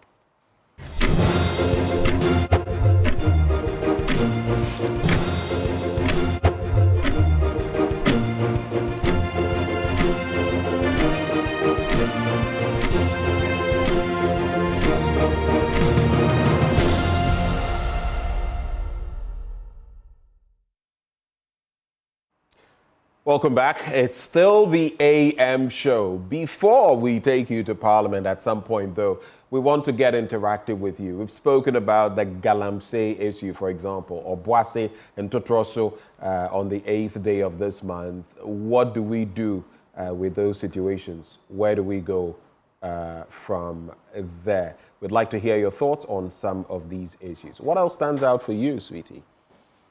The discrepancy in the recount of what exactly happened in Obuasi, whether these people actually had all these ammunition, guns and weapons like the police or the armed forces are saying, or what our reporter reported to us, his side of, his recount about how the people were on their knees and they were being shot at. If that's really what happened, that's terrifying. And so I can't wait to see what the investigation team come up with, and we see how those perpetrators can be brought to book, because whether it's the soldiers who started it or the civilians who started it, somebody did something that is wrong. And people have died. Yes, people have died. And so we need to get to the bottom of it. But of course, this is have your say. So let's speak to Abdul from Savannah region. Abdul Ganiu, thank you for calling us. What's on your mind? Good morning. Good morning. Have your say. Good morning to you and good morning to my senior brother. I think the good people of Daboya Mankargo are watching your program and listening very well. The issue of this Obuasi, see, sometimes we, the politicians, we need to be very, very, very careful. Extra careful. You see, as young guys, majority of the youth in this country are not educated. Majority of the youth in this country are not educated. So immediately as a political leader, you came to him to appeal for him to get a vote. The message that you are giving to him, that is the message that he's listening. And he's capturing it on his memory. Immediately the message switched to him, they will go and give you the mandate and go and mess up things for you. And you'll be having problems. So the issue of this Obuasi, since yesterday, we follow former parliamentary candidates saying the leaders of National Democratic NDC telling them this, and many of comments or many of communication goes to them. So they listen and they went and vote. Today, look at what happened. Look at what happened. Who are you to be blamed? Who are you to blame? So as political leaders, when you are going to canvass votes, must have packaged your message very well for the youth. Majority of this country youth are not educated, and they are not ready to listen to something that will be good for them. They are only looking for something that will be a daily bread for him himself. So if you are telling him that if you get power, we will give you a chance to go and do this, immediately you got the power, you will not give him the chance, but he will rather go and do it. The problem will be coming to you. Right. You not promise them. So let me just conclude here. You see, we are appealing to government. These hard issues, he promised the people of this country that he will reduce it. Whatever be the case, President John Dramani Mahama should reduce the hajj fee. He can't deny Muslims not to reduce this fee for us because he promised us that he will reduce it for we the Muslims across the country. So today, honorable police officers cannot go to Mecca and come back, and they are trying to tell us that the reduction of the fee cannot be reduced. We won't tolerate that unfailed promise. They should fulfill it. If they are going to reduce 20,000 or 30,000, they should reduce it. They made the promise to us. Abdul Ganiu, thank you so much for calling us and sharing those sentiments with us. We appreciate the call. Well, you can still call in and share your thoughts with us. Like I indicated earlier, at some point we'll also connect to the parliamentary committee, the vetting committee, or appointments committee, I should say, as they go about their business, vetting the next batch of nominees or appointees of the president. And there are some ministers that are going to be showing up today, roads and transport, agric, among others. You want to stay tuned for that. But the phone lines are still active, 0302 211 691. 0302 211 691. We've discussed a number of issues today. What are your thoughts on any of those? You can call through and share your thoughts. But coming back into the studio, that was an interesting, conversation, if I may, on the international front, America, to be specific. But what is the context? What do you think, sweetie, is going to happen in a second Trump presidency when it comes to Ghana, vis-a-vis Ghana? Have you thought of that? Before I share my comments, let's go to Abdul Wahab, who's calling us. Abdul Wahab, where are you calling us from? Have you say? From Lagos. Yeah, good morning to you all. I am calling from Abuja. Hi, Abdul Wahab. Talk to us all the way from Abuja. Yes, I am the National Provost of the Ghanaian Association here in Nigeria.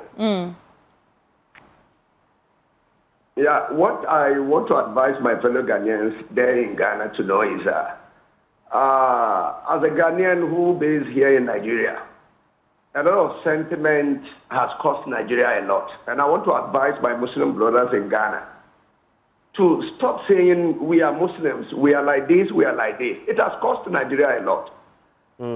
What actually happened in Obuasi, I have friends in Obuasi that have briefed me on what actually happened. I want to advise my Muslim brothers. Islam is peace. Most troubles that comes out from Ghana comes out from us, which I think is really affecting the image of Islam. I am begging my fellow brothers in Ghana to avoid whatever that would tarnish the image of Islam. I think that's all I can say. Thank you. Thank you so much. Interesting perspective. Yeah, very interesting. There. Anyway. And not playing the religious card and how devastating it could be. But that's a very interesting perspective shared there. And he called all the way, he's Ghanaian, he called all the way from Abuja. Yeah. Okay, all right. So Ben, back to your question about what my expectations are. First of all, I'm grateful that we have very, should I say, fair weather conditions here in Ghana. Because of they've changed the venue because of the weather. They're going they're going to do the inauguration indoors. I think I'm looking forward to see how the decor, the entertainment bed, the fun part of everything. How it all aside, I really want to see how interesting and how differently they do theirs. I mean, I think it's also a learning moment for us. considering we have a very young democracy compared to this. So what are they doing differently and everything, really? What tips can we pick from there? Opoku Emmanuel is on the line. Good morning, Emmanuel. Good morning. Good Thanks morning. for joining. What are your thoughts for us? My contribution on this whole thing is that it's because the security failed to work, or initially when these youth started attacking government institutions, we had an IG who was even acting on social media posts where people cross red lines and other things, and he would act. But the moment there was change in power, people started misbehaving in the name of, let me say, in the name of NDC. And because power had changed, these government institutions or these security institutions failed to act. If they had acted initially when it started, all these things wouldn't have followed. That is my contribution. So I think it's never late. If they should start acting now, those who are planning subsequent ones, because the moment somebody does something at point A and nobody acts on it, other people will want to be heard. They also act. And if you observe, and you see that now anybody who misbehaves in the name of NDC, whether the person belongs to NDC or not, because they know government has changed and security is not acting against any perpetrator who misbehaves in the name of NDC. So if these security services are to work, all these things will stop. That is my contribution. Thank you very much.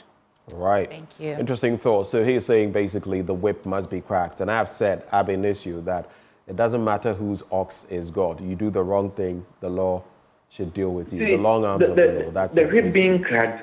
This is my point, too.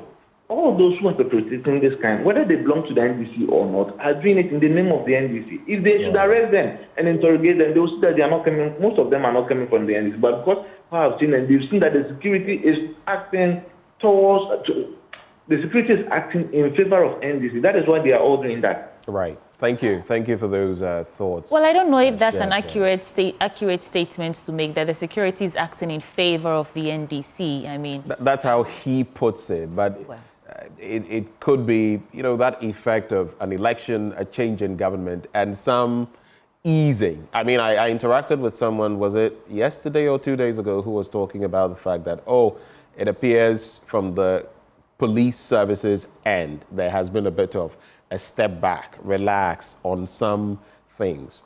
The law is the law, what the Ghana Police Service should do. I'm not saying they necessarily have relaxed, but whether you're trying to court favor or do whatever, what must be done must be done. And that's why I want us to get to the bottom of the Obuasi incident, for example, because we can't be losing lives like this. But then again, are people taking the law into their own hands? There will be consequences for that if you shoot at the military. But from the military's end as well, were they shooting based on, you get it? Was it okay? We've been exactly, or was it like one of the residents said that there were people whose backs were even turned, whether they were running away or whatever, and why would you shoot? Do you get it? Yeah. So from all angles, there must be closure, but the wrong must stop. And not to criticize this new administration. I know we've spoken a lot about how it's just 13 days in office, but we have so many investigations on issues of national interest that really haven't, we haven't seen the results, first of all, and we haven't seen whatever recommendations of these investigations being implemented. So maybe this is a call to the new administration that as fast as you can, when you get the results of these investigations, hold the perpetrators to book. It in no small way inspire us, confidence in these systems, confidence in our judiciary, confidence in you, this government. Let's speak to our next caller. Who's on the call? We have Eric in Abilimpi. Eric, good morning. Hello, Eric. Well. Good morning. Good morning. Go ahead with your thoughts for us, sir. Yeah, sure. I hope you guys are doing well. We're fabulous. Thank you. Thank you so much. I would want to touch on the issue at the Obuasi. Right. In fact, Ben, I'm always happy and glad to hear you and your co-host always, try to speak to issues. In fact, should I say that Ghanaian youth are becoming very impatient? They are becoming very impatient. Just see what happened last week at the EC's office. You mean in respect of the Ablikuma North, recollation? Yes. And you see, in other way, I'm going to blame the political class, both the MPP and the NDC. See, as soon as this party takes over, problem ignites. Then you see these youth chasing people here and there, here and there, here and there. But look, can we allow the institution to work? How can you? I heard this young guy when he was giving, he granted interview to your rep at Obuasi there, and it was so sad for me to hear. This is premeditated something. If you understand security well, you appreciate that these people had planned well, something that they have been motivated. Because you can't tell me that, we all grew up from mining community. You can't tell me you are going for Galamsey and you are 300 in 300. People going to Galamsey side to go and do what? To go and do what? And challenging security service. Last week, they went and burned places at Edra, if you recall. And police had become handicapped because they are afraid that will be transferred. See, they went and burnt a whole police station down and included other strategies because there has been some misunderstanding. So I think the both political parties should sit up. They should sit and have a dialogue and make sure they cap the faith. We have only one Ghana. We have only one country. We have no place to go. If you ask me, I think the youth are becoming unbecoming and they are not disciplined. How can you go and attack military there? And you think they will sit down for you to come and kill them? They also have family. They also have family. The truth must be told. If you see them holding AK-47 or heading M13 rifle, they are not there to protect animals. Their properties, and they have to also have to protect themselves as well as their family. Right. I'm so sad that life has been lost. But this should send a signal to anyone who is planning to also attack. At least they will sit down and think about it twice before they make any move. So I think the political class or the elite should sit up and have a dialogue and educate the masses so they will appreciate that, look, we have no country that we can run to. The only country we have is Ghana. Please, I'm pleading with my brothers, the youth, that they should tone down. They should tone down. They should tone down. Thank you. Thank you, Eric, calling us from Abelemkpe. Thank you for your thoughts there. The phone lines are still active. You can call the number 0302-211-691. Let's know what's on your mind. We still have a bit of time. And we know that we're not bereft of ideas and great policies and programs to help us, propel our development agenda or take us wherever we want to get as a country. It's almost always about implementation. And I don't know why that is such a big problem. I'll tell you why. Bread and butter issues are the most difficult to deal with.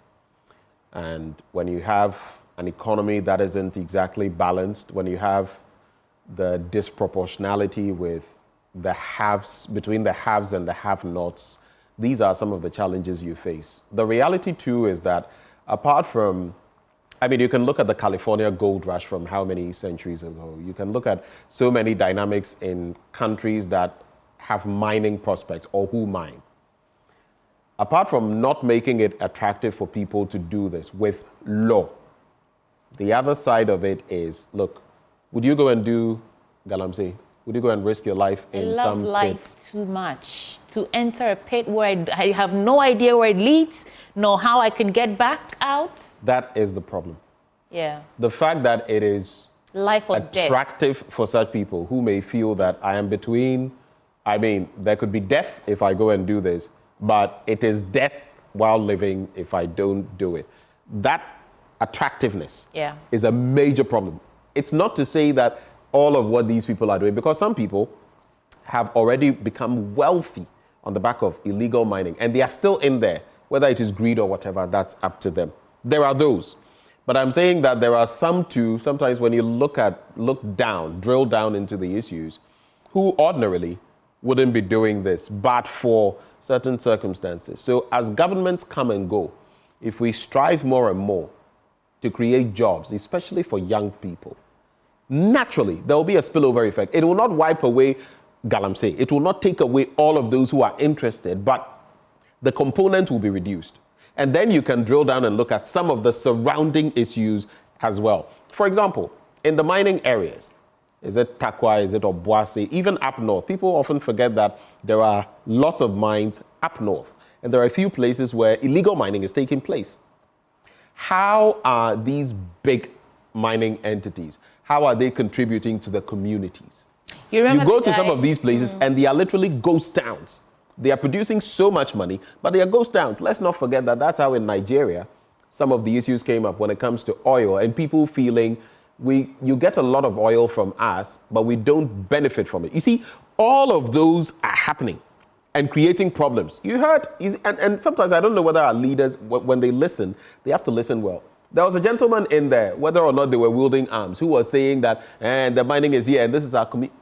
All of those things, there must be things that impact the people so that the people feel we are benefiting from this mining outfit being here. I don't need to go and try to get my own share from this and that. All of these dynamics are at play. So it's a convoluted problem, but we must solve it. You know what I think? I think it's also primarily mindset. You know? Mindset. Yes. These people who enter these pits in their quest to go and find gold and live some soft life somewhere. Live a soft life. You think that if you gave them the opportunity to actually do some, some hard, rewarding work to earn not nearly half the money they'll make from these pits, they won't take those opportunities. The problem, though, because they understand that at this point, it's each man fights for himself. The problem is, once they've been, and that's what you have to cure. That's what you have to prevent. That's what I'm saying. Mindset. You have to prevent it. There has to be an intentional orientation or reorientation of citizens to understand that in our quest for development, there are certain things that are just not expedient. The point is, if you allow the person to go in there, it's like an addict for some drug. Don't start it. Once you get addicted, it becomes a problem. Now stepping back, withdrawing. So don't make it attractive for them to even want to start illegal mining, because once they go there, and we've heard the story, someone saying, I went on one trip and I was able to buy XYZ, one trip. Yeah. Then it ceases to be, oh, I just want work. I just want a means of sustenance. Now it becomes, but even if I risk it and I go in there, look at the risk versus earning so much. Then the interest changes from survival to something else, to greed, if you like. Yeah. And that's why I'm saying stop it before it even gets to that point. That's the bottom line. So CSOs, individuals, everyone really who can do something. This is a call for all of us to get up again and add our voices to the fight against illegal mining, because this is not something we should be talking about 13 days into a new administration. Benjamin, I know you've been following the political space for years. For me, it was just about 3 years ago or so. And I must say that there was some renewed sense of, some renewedness in the air when after the inauguration. And then all these stories, market fires, violent clashes here and there, just sort of dimmed the light for me. And so we are back to consuming negative news. We are back to consuming, But those things will not be cured overnight. Yeah, but it can reduce with time, I didn't expect all this early in a new administration. There's some positive from the negative. The positive being that as they come up, if we deal with them the right ways, for example, market fires, if we put in place the right mechanisms, we can stem the tide of the repetitiveness of saying year on year. But it's been interesting, hasn't it? Yeah, folks, thank you so much for staying with us. This is our Monday show. It's the end of it, but you have to stay for Joy News Desk. My name is Sweetie Abochi. Thank you for always watching us. My name is Benjamin Akako. Have a good morning.